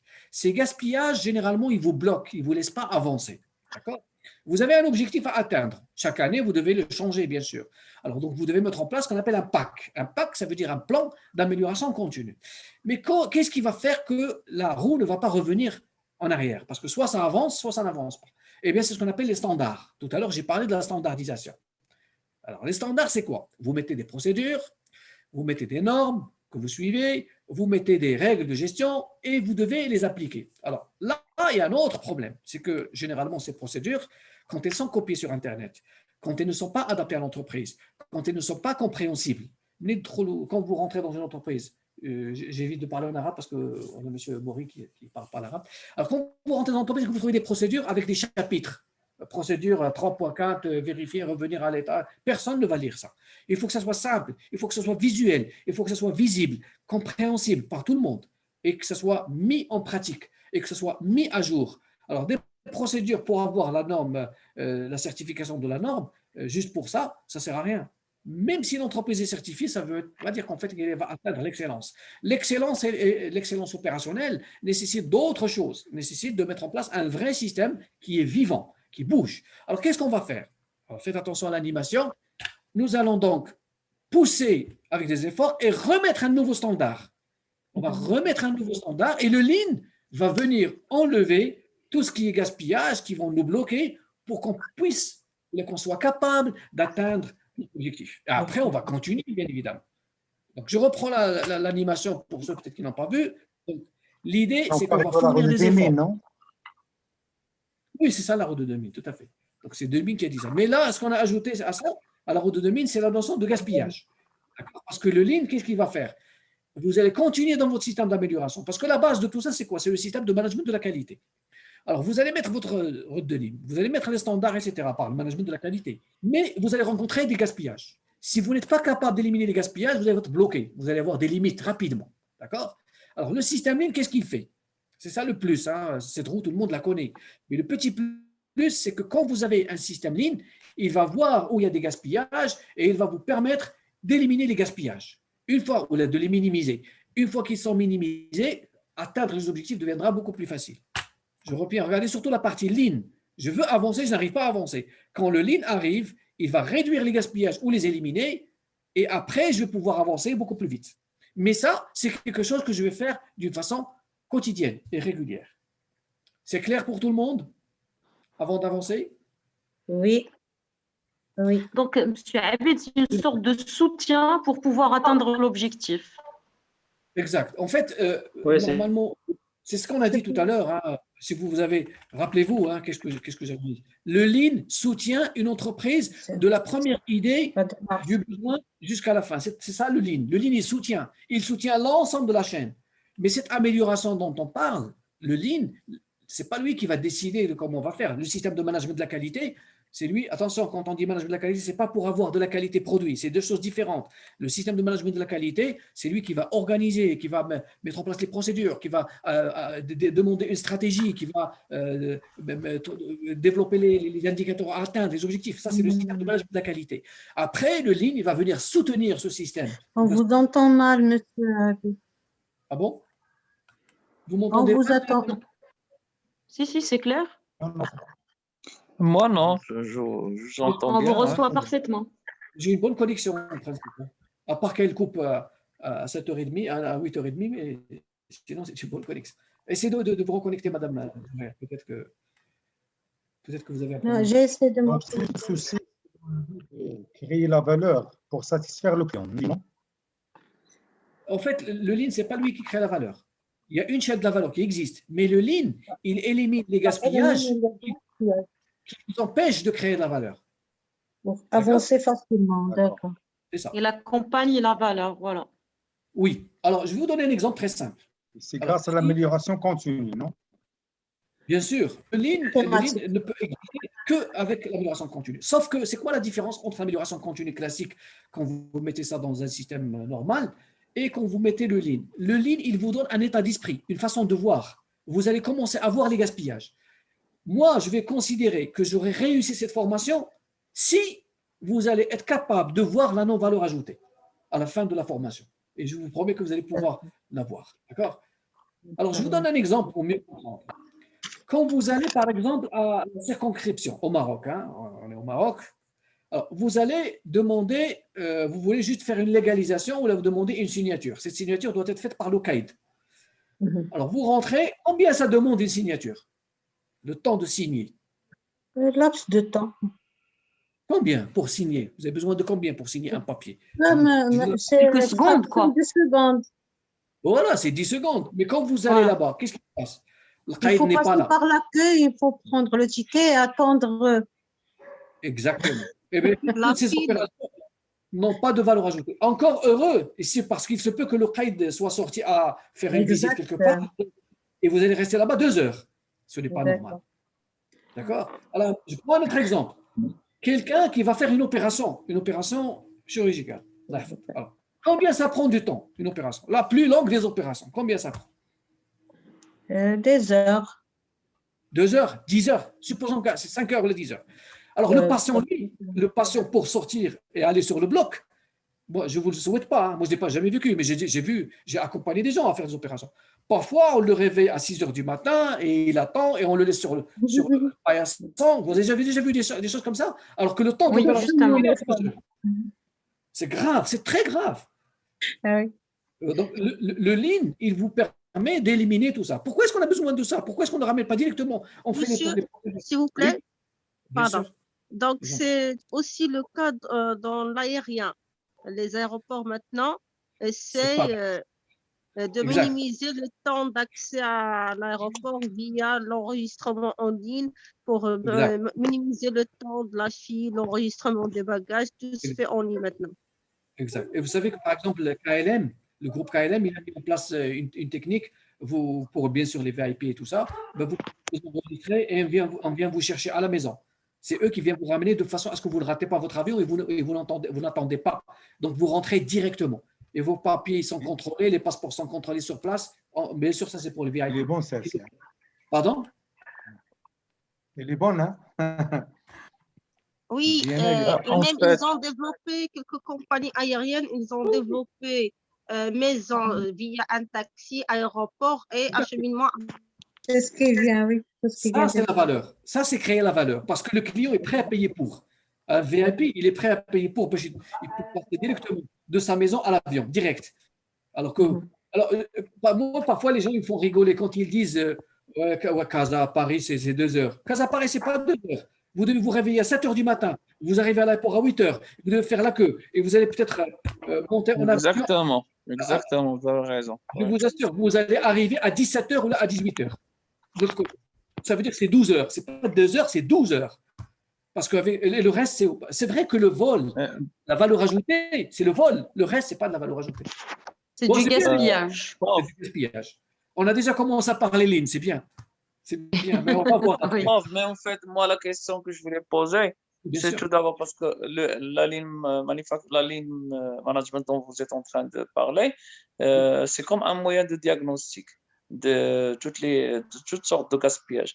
Mais juste, je voulais savoir, est-ce que le Lean apporte une méthodologie claire et précise sur les différents moyens de détection de ce gaspillage dont vous êtes en train de parler, ou bien c'est un état d'esprit qui va vous permettre de trouver, de détecter, de déceler les gaspillages d'une manière spontanée.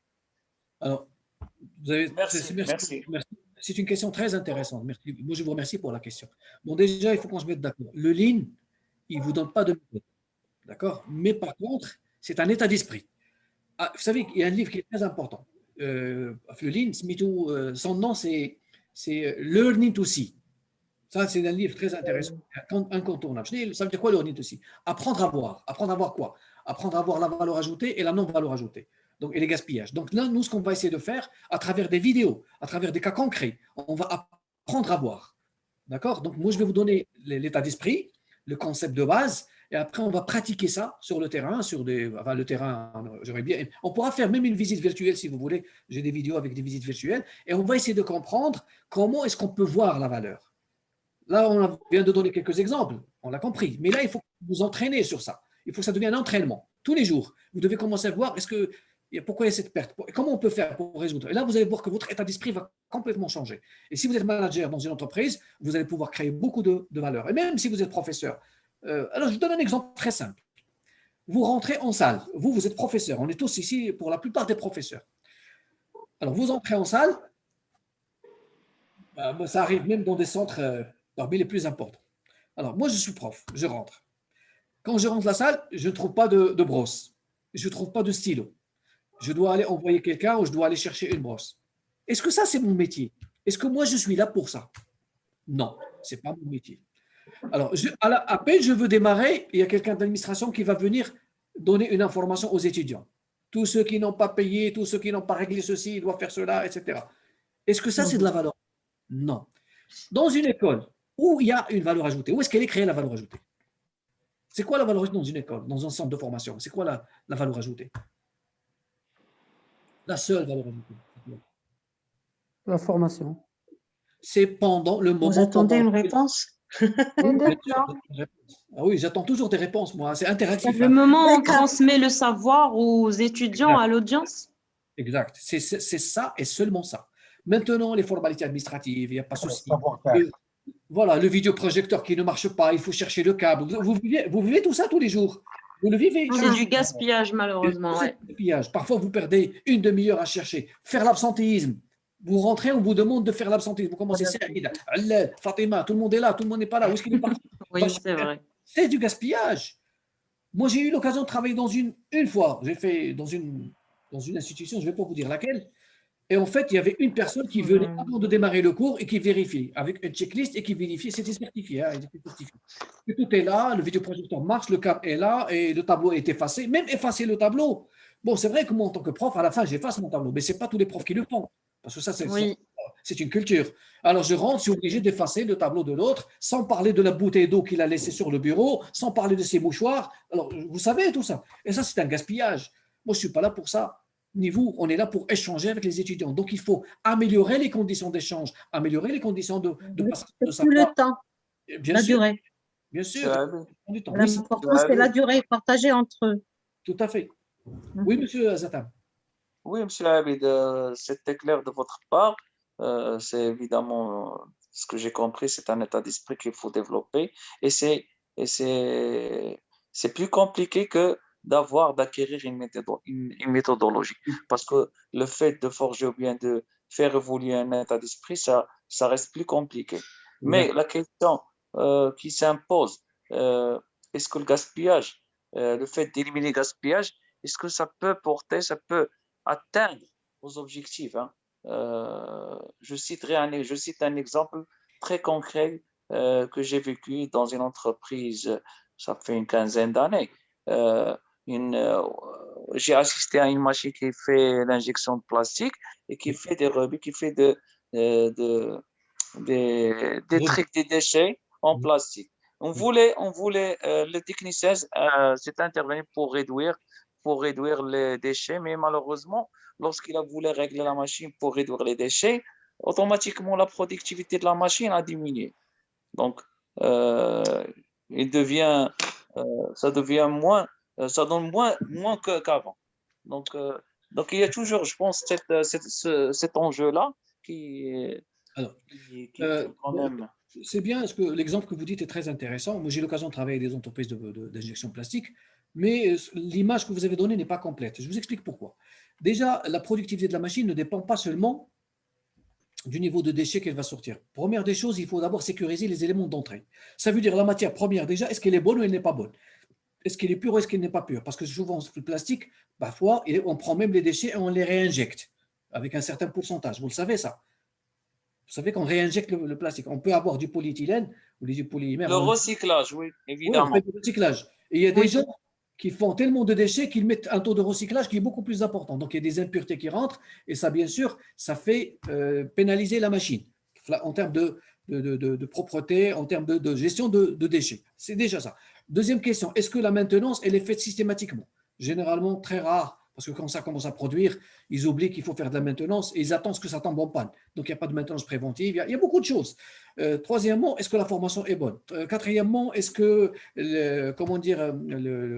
l'opérateur utilise la machine comme il faut? Et j'en passe. Hein, donc, je ne suis pas sur place pour analyser, mais il se peut qu'il y ait beaucoup d'autres choses qui soient ça. Alors, autre chose, il se peut que la productivité soit pénalisé, non pas parce que la matière n'est pas bonne, mais parce que la matière n'arrive pas à bon moment. À chaque fois, il est à l'arrêt parce que dans l'entreprise, il n'y a qu'un seul chariot élévateur, où il n'y a qu'un seul pont roulant, où il n'y a qu'une seule transpalette, et on doit attendre à ce que l'autre termine avec le transpalette pour qu'on me ramène, et ça fait parfois 1 heure, une demi-heure, 5 minutes. Et la productivité, c'est l'ensemble de tout ça. Il faut voir que la machine, elle est disponible pendant toute l'année. Est-ce qu'on l'utilise? Est-ce qu'on met tous les moyens? C'est comme tout à l'heure, je parlais des profs. Le prof qui doit attendre à ce qu'on lui ramène la brosse et le stylo, etc., ou il doit le chercher. C'est une perte de temps alors qu'il est en train de produire. La machine est là, elle est disponible. Est-ce que vous lui donnez tous les intrants? Est-ce que l'électricité est bonne? Est-ce que vous avez, ou peut-être que vous avez un groupe électrogène, où ça coupe tout le temps, où le réseau n'est pas bon? Moi, j'ai vécu des choses comme ça, où le réseau, il tombe à chaque fois en pas, parce qu'en fait, ils n'ont pas suffisamment d'électricité. Attention. Et j'en passe, hein, et j'en passe. Hein. Bon, c'est juste pour vous dire que peut-être que, bon, il y a une quinzaine d'années, vous étiez beaucoup plus jeune. Déjà, je sais que vous êtes plus jeune que moi, et déjà, il y a une quinzaine d'années, vous étiez beaucoup plus jeune. Peut-être que vous n'avez pas pu étudier le problème dans sa globalité, d'accord? Il se peut que ce soit aussi un problème de motivation. Est-ce que le personnel est suffisamment motivé? Ou là, il s'en fout parce que le patron… Monsieur Hamid, mettons à côté cet exemple-là, mais la question que je voulais vous faire passer, c'est que est-ce que le fait d'éliminer le gaspillage peut atteindre vos objectifs? Alors, est-ce que les gaspillages peuvent vous faire atteindre les objectifs? Je réponds encore une fois. Les objectifs dépendent de beaucoup de choses. D'accord? Ils dépendent de beaucoup de choses. Le Lean, il se base sur le gaspillage, mais pas seulement. Parce que le gaspillage, c'est juste une chose. On a dit que le Lean soutient, d'accord? Mais le Lean, il élimine le gaspillage. Mais c'est un état d'esprit, c'est une façon d'être. Vous allez voir tout à l'heure, quand on va voir la vidéo de chez Toyota, la première des choses par laquelle on va commencer, ce sont les valeurs de chez Toyota. Alors, c'est quoi les valeurs de chez Toyota? Vous allez voir que parmi les valeurs, il y a d'abord le travail d'équipe et il y a d'abord le respect, très important. Si cet opérateur n'est pas respecté, peut-être qu'il ne va pas respecter le travail, ni la machine, etc. C'est pour ça que la solution n'est pas réduite à l'élimination du gaspillage. Ce n'est pas parce que j'ai fait une illustration tout à l'heure en disant qu'on va faire de l'élimination de gaspillage, si vous regardez ça, mais revenez les choses, parce que c'est trop. Le PDCA, il faut la pousser, il faut des efforts, c'est du management au quotidien. Et pour faire ce management, il faut faire participer tout le monde. Et pour faire participer tout le monde, il faut du respect, il faut former, c'est beaucoup de choses. Donc oui, on peut atteindre les objectifs à condition de mettre en place tous les moyens et utiliser toutes les méthodes nécessaires pour pouvoir y arriver. Il y a des gens qui ont été capables de le faire, donc pourquoi pas nous? Moi, j'ai eu l'occasion quand j'étais parti au Canada, j'ai passé un mois à l'intérieur d'une ligne de production sous forme de groupe modulaire en U. Les ouvriers ils étaient capables d'atteindre des rendements de 130%. Vous allez me dire, c'est pas possible. Je vous dis pourquoi c'est possible. Parce que nous autres, les êtres humains, on est capable de marcher et on est capable de courir, n'est-ce pas? On marche et on court. Généralement, quand on se fixe les objectifs, je ne vais pas demander à un ouvrier de courir. Pourquoi est-ce qu'il va courir? Je vais lui demander de marcher, de travailler normalement. Alors, si vous avez fait un petit peu les méthodes, alors quand on travaille une méthode, on fait ce qu'on appelle un équilibrage à 100%. Et même 100%, on ne lui demande pas. Il faut laisser respirer, etc. Donc, généralement, si on a 80%, 90%, c'est bien. Mais vous pouvez aussi avoir des sportifs de haut niveau. Alors, si vous avez des sportifs de haut niveau, ils peuvent faire un marathon. Un marathon, c'est 40 km pendant 2 heures. Vous ne pouvez pas le faire, moi je ne peux pas le faire parce qu'on n'est pas des sportifs de haut niveau. Mais on peut marcher, on peut courir, on peut aller plus vite. Alors, vous pouvez atteindre ça à condition de motiver les personnes, de les former, etc. Moi, j'ai vu des rendements de 130%. C'est un opérateur, quand il travaille pendant 10 heures, il vous donne l'équivalent de 13 heures. Alors, pour votre information, la moyenne au Maroc du rendement, vous savez, vous avez une idée combien? C'est d'après le ministère de l'Industrie. Un ouvrier marocain qui travaille pendant 10 heures vous donne l'équivalent de 3 heures à 4 heures. Nous avons un rendement de 30 à 40%. Attention, ce n'est pas la faute de l'opérateur. Je n'ai pas dit que c'était la faute de l'opérateur. C'est le management, c'est la motivation, c'est le système, c'est l'organisation, c'est beaucoup de choses. Et d'ailleurs, vous allez voir après, selon Toyota, le système TPS de Toyota, on dit que 90% des problèmes viennent du management, ne viennent pas, 10% seulement viennent des opérateurs. Maintenant, on va y arriver. Donc, j'espère que j'ai répondu à votre question. La question c'est une question qui est immense, hein, c'est pas facile. Mais ne réduisons pas le lean au gaspillage. Ce n'est pas ce que j'ai dit. J'ai dit que le système, il est basé un sur ensemble de paramètres qu'il faut mettre en place. Voilà, c'est beaucoup plus compliqué que ça. D'ailleurs, le fait d'éliminer le gaspillage, si vous permettez, M. Abid. Oui, bien sûr, allez-y. Alors, je voulais juste dire le fait donc d'éliminer le gaspillage, ça va nous permettre donc de nous rapprocher de l'objectif, mais ce n'est pas en fait le seul paramètre à prendre en considération. Il y a tout un ensemble d'éléments qu'il faut mettre en cohérence, certainement. C'est ça, c'est ça. Donc, n'oublions pas une chose, je l'ai expliqué tout à l'heure, je n'ai pas dit que le Lean, c'était une méthode, ce n'est pas une méthode. Mais il contient des méthodes. Le Lean, c'est un état d'esprit, le Lean, c'est une philosophie, le Lean, c'est une culture à développer. En plus, la culture que vous allez développer, elle va être propre à votre entreprise. Vous n'allez pas prendre le système Toyota, vous allez vous inspirer du système Toyota et vous allez adopter ça. On va parler d'ailleurs des autres systèmes de chez l'OCP, de chez Léonie, de chez Renault. Même, je vais vous montrer le schéma de chaque entreprise. Pourquoi est-ce qu'elle a choisi des éléments comme ça? Alors, vous avez le problème du Lean, c'est que quand vous allez voir sur Internet et sur les livres, etc., vous trouvez des méthodes comme la méthode SMED, la méthode 5S, Ishikawa, tous ces problèmes, la méthode de résolution de problème 8D, A3, tout ça, c'est des méthodes, tout le monde en parle. Mais ce n'est pas ça le Lean. Hein. Le Lean, c'est d'abord l'état d'esprit. Après, je choisis les bonnes méthodes, les meilleurs outils que je vais utiliser. Mais ça reste des méthodes et des outils. Vous n'allez pas vous dire que le Lean, c'est les 4A ou c'est les 5S. Non, le Lean a besoin des 5S. On va dire pourquoi. On va essayer de comprendre la logique de chaque chose. Le grand problème des outils, c'est qu'on ne sait pas quelle est la logique qui est derrière. Si vous arrivez à bien suivre et à bien comprendre la philosophie du Lean et la culture du Lean et de l'état d'esprit du Lean, vous allez être capable de comprendre chaque chose à quoi est-ce qu'elle sert. Et c'est ça toute la difficulté. Mais le problème, c'est que vous avez chacun un vécu. Bon, on n'a que des profs ici, mais si vous avez parfois des industriels, c'est pire. Parce qu'en fait, ils ont une certaine culture qui est déjà là et ils ne veulent pas que ça change. Surtout, ils ne veulent pas que ça change. Parce que pourquoi est-ce que les gens sont généralement anti-changement? Parce que ça les remet dans le premier état dans lequel ils sont venus quand ils étaient en train de découvrir l'entreprise. Ils ont compris. Après, quand ils ont compris, ils disent OK, c'est bon, j'arrête.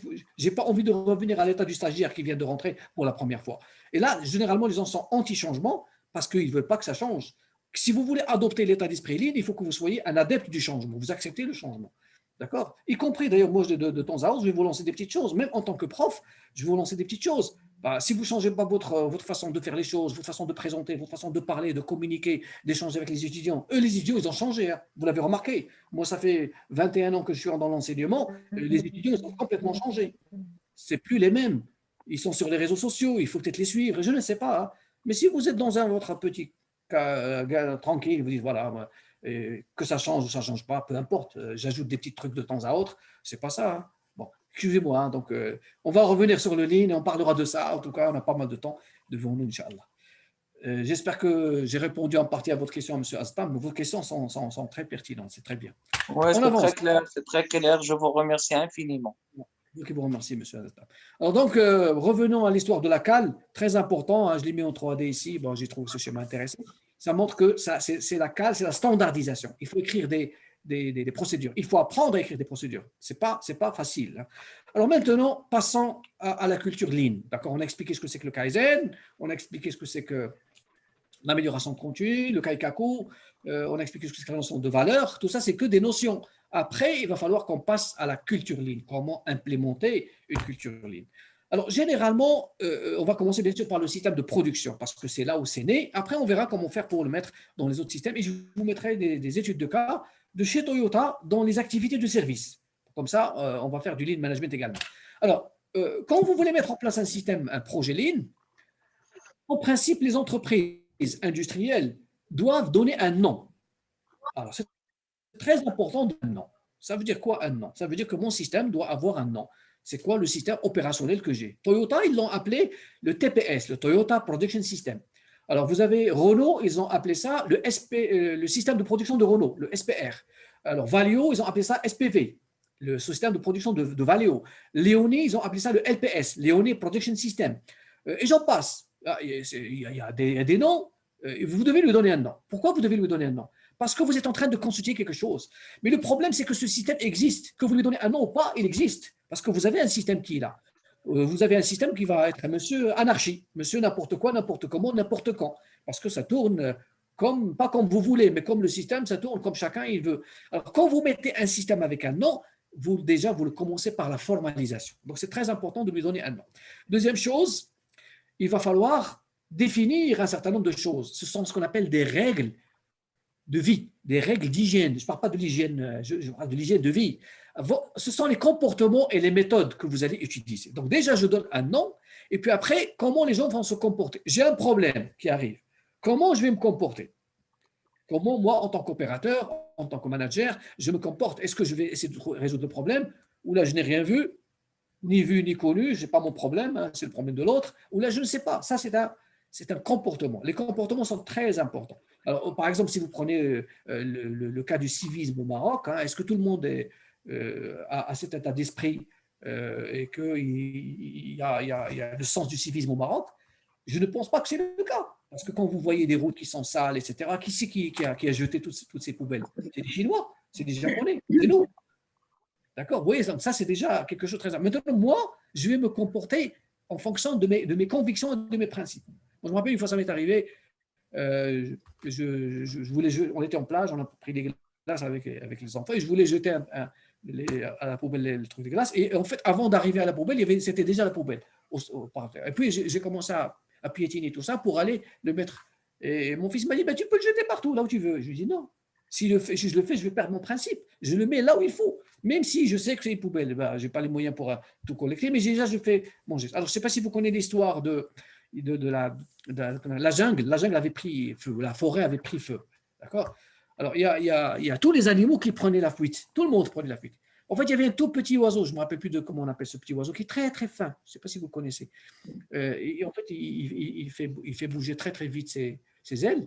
En fait, cet oiseau, qu'est-ce qu'il faisait? Il allait très, très loin chercher donc, au lac, prendre avec son bec des petites gouttelettes et essayer de les jeter sur le feu. Alors, en fait, il y a un des animaux qui lui dit, mais t'es fou, qu'est-ce que tu es en train de faire? Tu crois que tu vas éteindre le feu avec ça? Vas-y, il faut se faire. Il me dit non, moi je fais ma part. Moi je fais ma part. Donc lui, avec ses moyens, à son petit bec, il pouvait ajouter des gouttelettes, c'est ce qu'il faisait. Si tout le monde faisait sa part, ben, ça allait changer. Donc ça, ce sont des comportements et des attitudes. Alors, si vous mettez en place un système opérationnel, il faut d'abord lui donner un nom et il faut commencer à le formaliser. Il faut donner à chacun son. Madame Fatih. Oui. Alors, je ne comprends pas. Les gens, Excusez-moi. il n'y a pas de souci. Alors, donc, première des choses, les comportements. Deuxième des choses, les méthodes. Il faut qu'on cherche parmi les méthodes qui existent, lesquelles on va adopter. D'accord? Et puis après, une fois le système il est là, on va devoir commencer à penser, à réfléchir comment on va s'améliorer, quels sont les nouveaux comportements, quelles sont les nouvelles attitudes, etc. de chacun. D'accord? Par exemple, parfois, pour faire une réunion. Alors, vous avez tous déjà, et notamment dans les écoles, universités, vous savez, quand il y a des réunions, il y en a qui dorment, il y en a pas. Tellement c'est ennuyeux qu'il y a des gens qui sont là juste pour être là. Les conseils de classe, vous savez comment ça se passe aussi.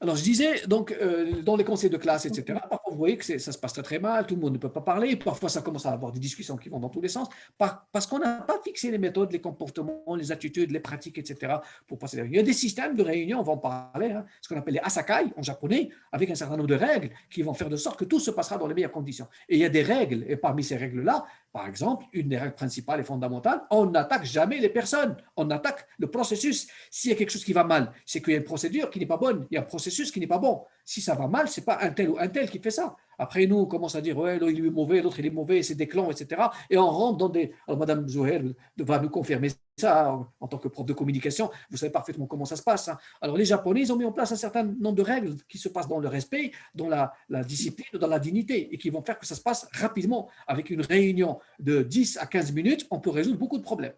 10 à 15 minutes. Hein. Alors que nous, parfois, c'est des réunions qui peuvent passer. Moi, j'ai vu des cas où vous avez des patrons qui vont prendre 4 heures à savonner les employés. En réunion, vous n'avez pas fait ceci. En fait, il ne fait qu'attaquer les personnes. Et toi, tu n'as pas fait ceci, toi, tu n'as pas fait cela. Donc, ça, ce n'est pas du management. Donc, le lean, il est basé sur le management. Vous confirmez, Madame Zouher, n'est-ce pas? Oui, exactement. On gaspille trop de temps dans des réunions vraiment qu'on a besoin que de quelques minutes. Exact. Et des malentendus, des sous-entendus, exactement, on essaie de juger des autres. Ouais. C'est beaucoup. Alors, je vois avec nous Mme Zahar Hanan, c'est la sœur de M. Zahar qui n'est pas avec nous ou c'est lui-même? Moi, je suis formatrice à l'établissement STIA Salam, au FFT. Ah, d'accord. Ravie d'être membre parmi vous, messieurs, dans votre réunion. En tout cas, vous étiez bienvenus. Il y a des personnes qui sont venues, il y a qui sont reparties. J'ai vu M. Arlaté tout à l'heure se connecter. J'avais un problème au niveau de micro, c'est pour cela que j'écoute et je prends des notes. Très, très bien. En tout cas, je vous donnerai l'accès tout à l'heure à la plateforme. Il y aura des notes, il y aura pas mal de choses. Merci beaucoup. Merci beaucoup. Merci, messieurs. Alors, donc, on va revenir sur ces histoires de principes et de méthodes. Alors Ralph Waldo, qui en fait est un essayiste, philosophe, etc., du 19e siècle, il avait dit il y a peut-être 1 million de méthodes, et même un peu plus. Mais les principes, il n'y en a pas beaucoup. Ils sont très limités. Et les principes sont très importants. Un homme qui maîtrise les principes, ou une femme qui maîtrise les principes, pourra avec succès choisir ses propres méthodes. C'est ça l'idée. C'est que si vous connaissez les principes, vous allez savoir choisir les méthodes. Et donc, si vous les ignorez, eh bien, vous allez tout simplement choisir les mauvaises méthodes, et vous allez essayer plusieurs, vous allez perdre du temps tout simplement, et vous allez être condamné à avoir des problèmes. Alors, les méthodes sont très importantes, et donc c'est pour ça que nous, on est là surtout pour essayer de comprendre un petit peu comment ça marche. Merci à vous monsieur Sadiq. Alors, maintenant, vous savez, c'est comme un petit peu la religion. Soit vous avez la foi, soit vous n'avez pas la foi. Quand vous avez la foi, vous croyez en quelque chose, puis après, le reste, vous l'acceptez. Après, vous l'acceptez, vous allez choisir les situations, vous allez pouvoir aller d'une façon plus approfondie. Mais si vous n'y croyez pas, ben faites ce que vous voulez. Après, c'est à vous de subir des problèmes, peut-être d'éthique, et je ne sais quoi d'autre. Hein. Donc, c'est un choix. D'accord? Donc là, on est en train d'essayer de croire en quelque chose qui s'appelle le lean. Attention, j'ai dit tout à l'heure que ce n'est pas absolu, ce n'est pas forcément la meilleure des choses. Il y a des nouvelles méthodes, il y a des anciennes méthodes, parfois on peut combiner des choses. C'est ça en fait l'intelligence, c'est que, vous savez qu'il y a une des définitions de l'intelligence, elle consiste, ou elle dit que c'est l'utilisation maximale et efficace de toutes les informations que nous avons. Une définition, c'est même la meilleure. Alors, si vous connaissez des choses, vous connaissez des principes, vous connaissez des méthodes, et vous savez, vous êtes capable de combiner ces méthodes et ces moyens pour trouver quelque chose de mieux, ben ça, c'est une intelligence. Personne ne va vous dire non, au contraire, et vous allez forcément être meilleur que les autres, si vous êtes capable de faire ça. Alors, quelles sont les origines du Lean? Vous avez remarqué, là, il y a à côté du Lean le Japon. Donc, effectivement, c'est quelque chose qui est 100% japonais. Même si les Américains essaient de dire oui, bon, ils ont vu les choses, c'est nous, peut-être, oui, c'est vrai. Mais en tout cas, les Japonais, ils ont eu l'intelligence de développer les choses. Mais vous savez, comme quelqu'un dit, ça veut dire qu'en fait, quand vous êtes dans la nécessité, dans le besoin, vous êtes obligé de chercher et d'innover. Vous savez que les Japonais, ils avaient attaqué les Chinois parce qu'ils avaient des problèmes de ressources. Parce qu'en fait, le Japon, vous avez remarqué que c'est que des montagnes et des îles et qu'ils n'ont pas beaucoup de terrain. Et quand ils ont commencé à devenir des terrains qui sont exploitables, de manière agricole, je veux dire. Donc, ils ont commencé à attaquer les voisins. Et puis après, donc, il y a eu la bombe de Nagasaki et Hiroshima. Et donc, ils sont repliés sur eux et ils ont commencé à travailler sur eux-mêmes. Donc, c'est un pays qui n'a pas de ressources, mais qui a été obligé de nourrir ses citoyens et ses concitoyens. Donc, ils ont travaillé sur ça. Et donc, c'est pour ça qu'ils ont été obligés de développer des systèmes. Et d'ailleurs, le mot lean, en français, ça veut dire quoi? En français, ça veut dire svelte, ça veut dire mince, ça veut dire sans graisse, etc. D'accord? Ça veut dire quelqu'un qui est capable de faire des mouvements. Et d'ailleurs, le mot lean nous a donné naissance à un autre mot qui s'appelle l'agilité. L'agilité, qui veut dire lean également, ça veut dire la capacité de l'entreprise à changer sa structure pour faire face à une situation. C'est ça le lean. C'est comme quelqu'un qui est svelte ou qui est souple, qui est capable de faire des mouvements et des gestes très rapidement, c'est qu'il est capable de s'adapter à toutes les situations. S'il faut fuir, s'il faut faire des escalades, s'il faut monter, il est capable de le faire. Quelqu'un qui n'est pas lean, qui est gros, il est lourd dans ses déplacements. Alors, être lean, c'est ça. Sauf que, attention, là, il y a encore un problème de culture. Les Français, par exemple, ils ont pris le lean, ils l'ont traduit en dégraissement. Ils ont dit que le lean, c'est dégraisser. Alors, vous pouvez dégraisser que vous voulez. Et votre corps, vous pouvez le dégraisser. Mais attention, à certains moments, si vous dégraissez trop, vous allez avoir des problèmes de santé. Et c'est ce qui s'est passé. En fait, les Français, aujourd'hui, ils ont eu des suicides. Il y a beaucoup de suicides en France à cause du lean. Parce qu'ils ont dit qu'il faut utiliser les ressources au maximum. L'ouvrier ne doit pas respirer. Presque. Hein. Donc, du coup, il y a des gens qui ont eu des maladies musculaires, il y a des gens qui ont eu des dépressions, etc. Le lean, ce n'est pas ça. Le lean, ce n'est pas ça. D'ailleurs, il y a quelqu'un qui a écrit un certain Emiliani, c'est un Brésilien qui a écrit un livre qui s'appelle The Real Lean, le vrai lean. Et qu'est-ce qu'il dit dans ce livre? Il dit que dans le lean, il faut qu'il y ait du respect de l'être humain. Il faut prendre en considération l'être humain.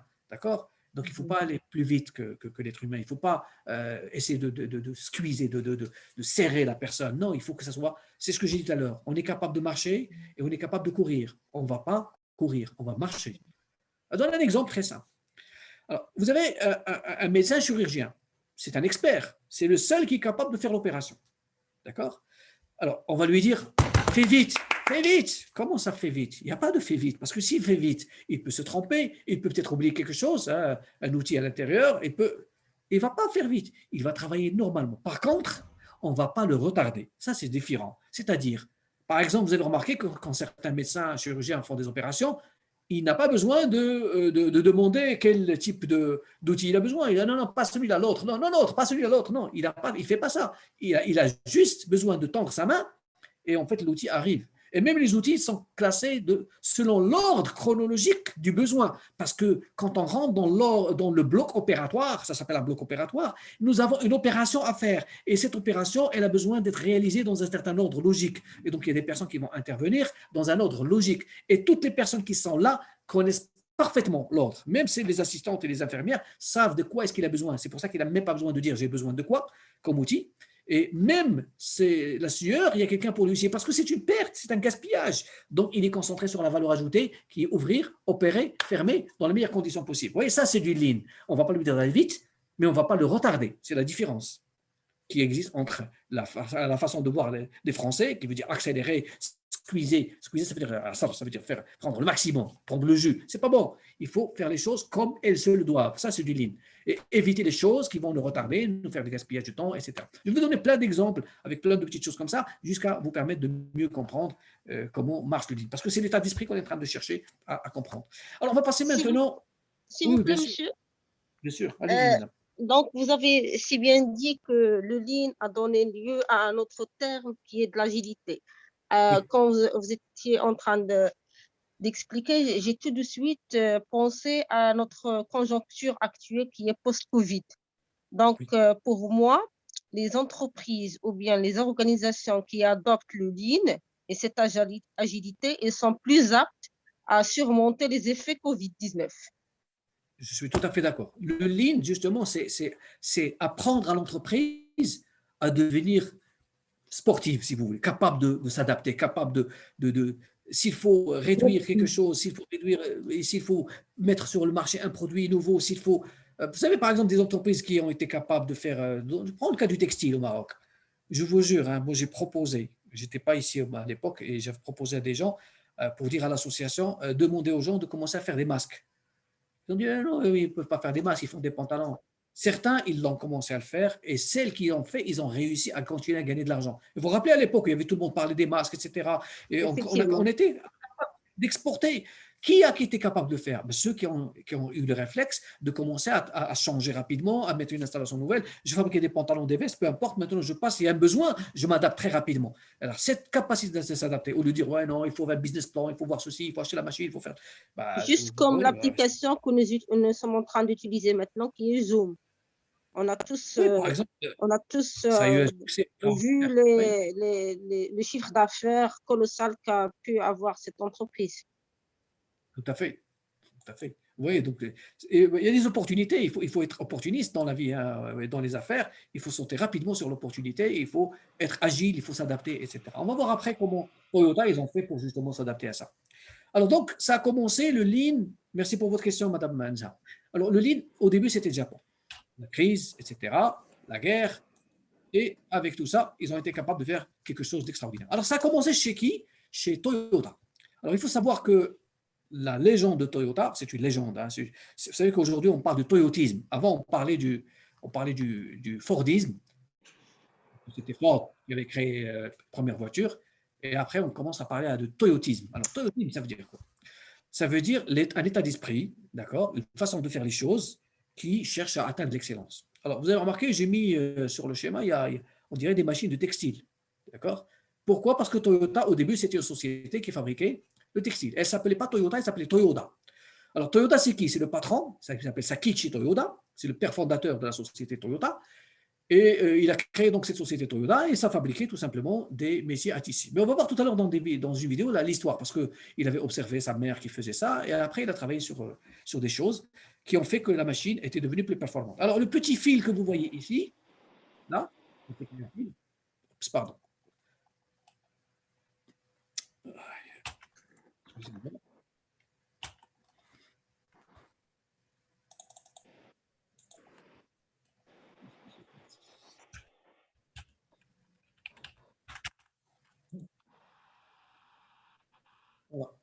Alors, le fil que vous voyez ici, c'est en fait un fil qui est coupé, qui coupe.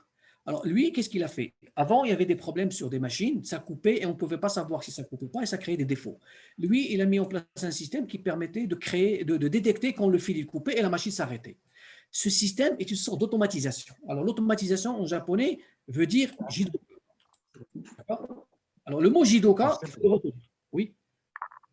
Oui, monsieur? C'est bon, c'est bon. C'est bon, c'est bon.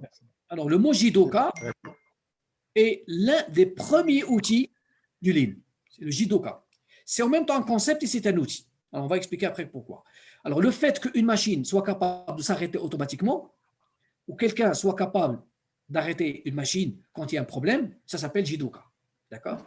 Retenez ce principe parce qu'on va y revenir. Alors, je propose d'abord de commencer à découvrir cette société qui s'appelle Toyota. Alors, Toyota, elle a un système de valeurs. Alors, je vais vous montrer la vidéo des valeurs de Toyota. Vous les retenez, s'il vous plaît, vous pouvez les noter. Et après, on va les voir un par un. Parce qu'il faut d'abord comprendre l'état d'esprit.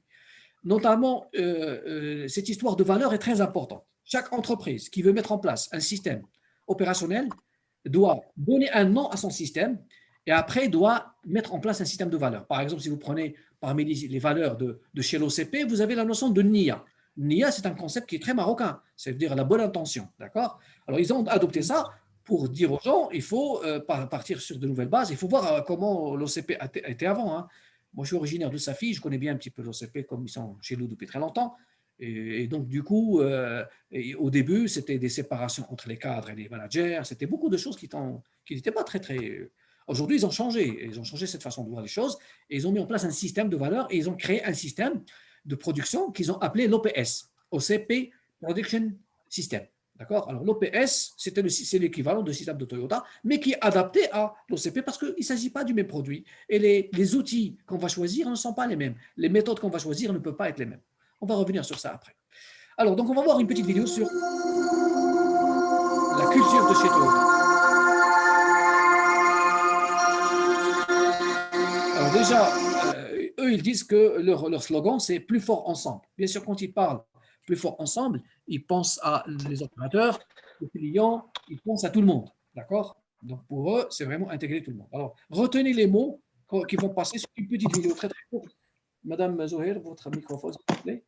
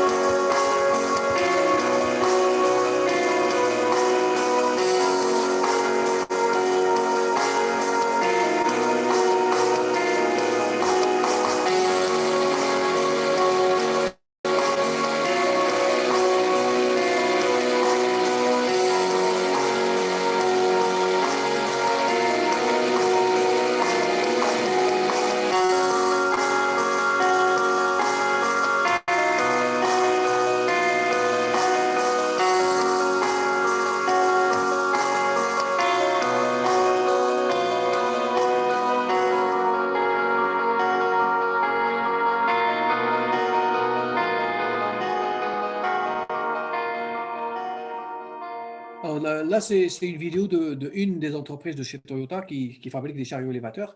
On va la prendre comme exemple. Alors, qu'est-ce que vous avez retenu? Il y a combien de valeurs? Il y a en tout 5 valeurs. La première des valeurs, c'est aller à la source. Ginshi Gimbutsu. Allez à la Revenir à la source, oui. Aller à la source. Alors, ces valeurs-là, vous allez voir, elles sont Ginshi Gimbutsu, Challenge, Kaizen et Teamwork. Je vais revenir sur ce schéma tout à l'heure. Parfois, je mets des slides en anglais et en français. Comme ça vous permet de voir les deux. Alors, donc, le système Toyota, il est basé sur ça. Mais ces 5 valeurs, on peut les diviser en 2 grandes familles. La famille amélioration continue et la famille respect des personnes. Très important, le respect des personnes. Alors, je vais vous dire de suite, si vous voulez mettre en place un système et vous n'avez pas… Moi, ça m'est arrivé d'abandonner des missions juste parce que quand je vois que le patron, il n'y a pas de système de valeur. Hein, ce n'est pas le respect des personnes qui l'intéresse. Lui, ce qu'il veut, c'est juste gagner de l'argent, un point, c'est tout. Moi, je ne continue pas parce que ça ne va pas marcher, je le sais de suite. Gagner, je ne sais pas, quelques milliers de dirhams pour mettre des personnes à la rue, moi, ça ne m'intéresse pas. Ce n'est pas dans mon système de valeur. Donc, l'amélioration continue et le respect des personnes, ils vont ensemble. Il y a une voie, vous la voyez, cette voie. Ça, je l'ai pris directement chez Toyota. Hein. Ils vont ensemble. Et il y a l'amélioration continue qui prend un certain nombre de concepts, qui est le Genshi Gimbutsu. On va expliquer ce que c'est le Genshi Gimbutsu. Et le Kaizen et le Challenge. Et de l'autre côté, le respect des personnes, c'est le travail en équipe tout en respectant les personnes. Très important, le respect des personnes. Attaquer les personnes, ça ne marche pas. Ça ne fait pas partie du système de chez Toyota. qui est ce qu'on appelle le TPS. Alors, le Toyota Way, c'est la méthode Toyota, la façon de faire Toyota. Il y a un livre très intéressant qui s'appelle le Toyota Way. Alors, premier des éléments, on va prendre le challenge. Alors, challenge, ça veut dire que eux, alors le texte que vous voyez ici, c'est du texte qui vient de chez Toyota. Je l'ai juste traduit tout simplement. J'ai gardé le système tel qu'il est. J'ai mis source de chez Toyota. Alors, lorsque on relève un défi, nous allons nous engager pour remettre en question ce que nous savons et nous faisons déjà. Donc déjà, eux, ils se remettent en cause tout le temps. Ils disent jamais que c'est acquis, c'est comme ça. Parce que nous avons tous une tendance à ce que quand on apprend quelque chose, on dit que c'est bon, c'est comme ça, il n'y a pas autre chose. Non, vous vous trompez. Vous devez dire qu'il y a toujours d'autres possibilités et on peut toujours se challenger soi-même pour essayer de faire mieux. Et ça fait partie de leur culture. Mais ça, il faut beaucoup de courage pour le faire. Admettre que ce qu'on sait faire, ce n'est pas forcément la meilleure des choses, il faut du courage. Ce n'est pas donné à tout le monde. Donc, non seulement avec la créativité, mais avec du courage. Donc, il y a deux choses, créativité, courage. Comment on peut faire mieux? Et vous ne posez même pas la question. Vous ne posez même pas la question comment font les autres. Moi, je fais mieux chaque jour. Un point, c'est tout. C'est comme ça qu'on réfléchit Toyota. On ne va pas dire, ouais, les concurrents font ceci, font cela, j'attends que l'autre fait mieux que moi. Moi, chaque jour, j'essaie de m'améliorer. Parce que, vous savez, on vous dit que si vous courez, vous entendez quelqu'un avec des souffles derrière vous, ça veut dire qu'il est en train de vous dépasser. Hein. S'il est capable d'arriver à vous, c'est qu'il est en train de… Alors, ne regardez même pas derrière. Regardez devant vous et foncez et améliorez et donnez-vous les meilleurs moyens pour pouvoir le faire. Le Kaizen. Donc, le Kaizen, c'est l'essence même du système d'amélioration continue chez Toyota. Alors, c'est un mode de pensée très important qui encourage et permet donc à chacun donc d'identifier tout, comment faire un changement, comment s'améliorer, même les petits changements minimes. D'ailleurs, les changements minimes, tous les jours, à la fin, vont donner de grands changements. Et que ça soit fait au niveau individuel, au niveau de toute l'entreprise, peu importe. L'essentiel, c'est qu'il faut qu'il y ait des systèmes de Kaizen. On va voir après qu'il y a différents types de Kaizen. Hein. Il y a ce qu'on appelle les Quick Kaizen, les Event Kaizen, Kaizen Brush. Il y a beaucoup de types de Kaizen. On va les expliquer après, petit à petit. D'abord, restons sur les concepts. Après, on verra les différents outils et comment les utiliser. Après, il y a ce qu'on appelle le Genshin Genbutsu. Le Genshin Genbutsu, ça veut dire quoi? Ça veut dire aller à la source. C'est pas, je vais dire, entendre quelqu'un qui m'a dit, ouais, il y a tel problème, il y a l'autre qui a fait. Non, je vais moi-même vérifier. Je vais à la source. Je vais au terrain. On va parler après du terrain, qu'on appelle en japonais le Gemba. Alors, Gemba, on vous dit, il faut go to Gemba and see. Va sur le terrain et vois. Il faut comprendre. Il faut voir les informations à la source. Il faut pour prendre la bonne décision. Donc, je prends l'information à la source. J'analyse à la source. Et je prends les bonnes décisions sur la base de quelque chose qui est solide. Le Genshin Genbutsu fait partie des systèmes de valeur de chez Toyota. Je vais voir les clients pour comprendre des problèmes. Je vais voir les clients pour résoudre les problèmes. Je vais voir les opérateurs pour voir ce qui se passe. Je vais les voir en train de travailler. Je vais voir chez les fournisseurs ce qui se passe. La source de toute chose, si c'est la matière première, je vais chez les fournisseurs. Si c'est des produits avec des retours d'information, je vais aller voir les clients. Si c'est des problèmes de qualité ou de production ou autre, je vais avoir les opérateurs sur les machines. Ça, c'est très important et ça fait partie donc des systèmes de valeur de chez Toyota. Enfin, le respect. Le respect, c'est tout. Bien sûr, on parle de respect des croyances des autres, du respect de la façon de communiquer des autres, du respect mutuel les uns avec les autres, du respect des fournisseurs, du respect des clients, du respect de la main-d'œuvre, du respect de tout le monde. Alors, les Japonais, ils ont déjà dans leur culture cette notion de respect. Vous savez, quand ils se saluent, etc. Donc, leur culture les aide dans ce sens-là. Ben, nous aussi, en principe, nous aussi, on avait ce respect, hein, les petits avec les grands, les voisins, etc. On a ça dans notre culture et dans notre système de valeurs. C'est juste qu'on est un petit peu perturbé dernièrement après le colonialisme, donc, mais on est capable de ressourcer dans notre système. Hein. Et d'ailleurs, on va voir après que le système japonais, il se base également, le système de production japonais, il se base sur quelque chose qu'on appelle le sensei. Le sensei, ça veut dire le maître. Vous avez déjà vu des écoles des arts martiaux, de karaté et tout ça, il y a toujours un maître que tout le monde respecte, que tout le monde écoute, que tout le monde… donc pourquoi? Parce que c'est quelqu'un qui a d'expérience, c'est quelqu'un qui a de la sagesse, etc. Nous aussi, on a la même chose. On a le sheikh, on a le frère, on a quelqu'un qui était capable de nous donner des conseils, on a les grands, on a les sages. On peut ici, effectivement aussi s'inspirer dans notre culture pour créer un système qui est capable de faire ça. Alors, on a besoin de sensei dans les entreprises. Alors, moi, par exemple, quand je vais faire des missions sur le Lean, si les gens m'adoptent comme sensei, comme maître, je sais que ça va marcher. Quand je commence à entendre Ousted est là, ça y est, je comprends que c'est bon, c'est gagné. Quand il ne m'adopte pas comme prof ou là, comme maître, c'est que ça ne marchera pas. Si vous voulez mettre en place, parce que c'est un changement de culture et qu'ils croient en vous. Et d'ailleurs, ça c'est très important. Nous tous qui sommes des profs, ce respect qui doit être aussi bien de la part des étudiants vers nous et nous vers les étudiants, bien évidemment, mais aussi qu'il faut que les étudiants sachent qu'on est capable de leur donner quelque chose. On a de l'expérience, on a du savoir. Et alors, si on perd ça, parce que l'administration, le directeur, le ceci, le cela, Je sais, vous savez parfois comment ça marche, hein, il y a des choses qui s'entrelacent, le relationnel, et donc parfois ça crée des problèmes. Hein. Voilà, donc ce respect est très important parce que en fait, le système il est basé aussi sur la formation, le savoir-faire, la passation de savoir-faire. Voilà comment est-ce qu'ils sont organisés. Donc, en résumé, vous avez respect, respecter les autres, faire tout son possible comment dire, pour se comprendre hein, les uns les autres. Donc, la communication est très importante. Prendre responsabilité, ses responsabilités, faire face de notre mieux pour rétablir la confiance. La confiance est très importante. Alors, mais faire confiance, ça ne veut pas dire ne pas contrôler. Je peux vous contrôler tout en ayant confiance en vous, parce que vous pouvez vous tromper. Après, vous avez le travail d'équipe, comment faire pour faire évoluer les équipes, faire stimuler le partage, le développement des compétences, la performance globale et individuelle de chacun. Et puis après, vous avez le challenge, une vision à long terme pour être meilleur. Toujours, on se fixe des challenges. Qu'est-ce qu'on fait? Quels objectifs? Et on le fait avec courage, avec créativité. Donc, on stimule la créativité chez les autres. Alors, si vous n'avez pas tout ça, ça va être difficile de créer un système et de mettre un système en place. Après, l'amélioration continue, qui est la base, donc en permanence, tous les jours. On va parler du daily Kaizen, un Kaizen tous les jours, chacun.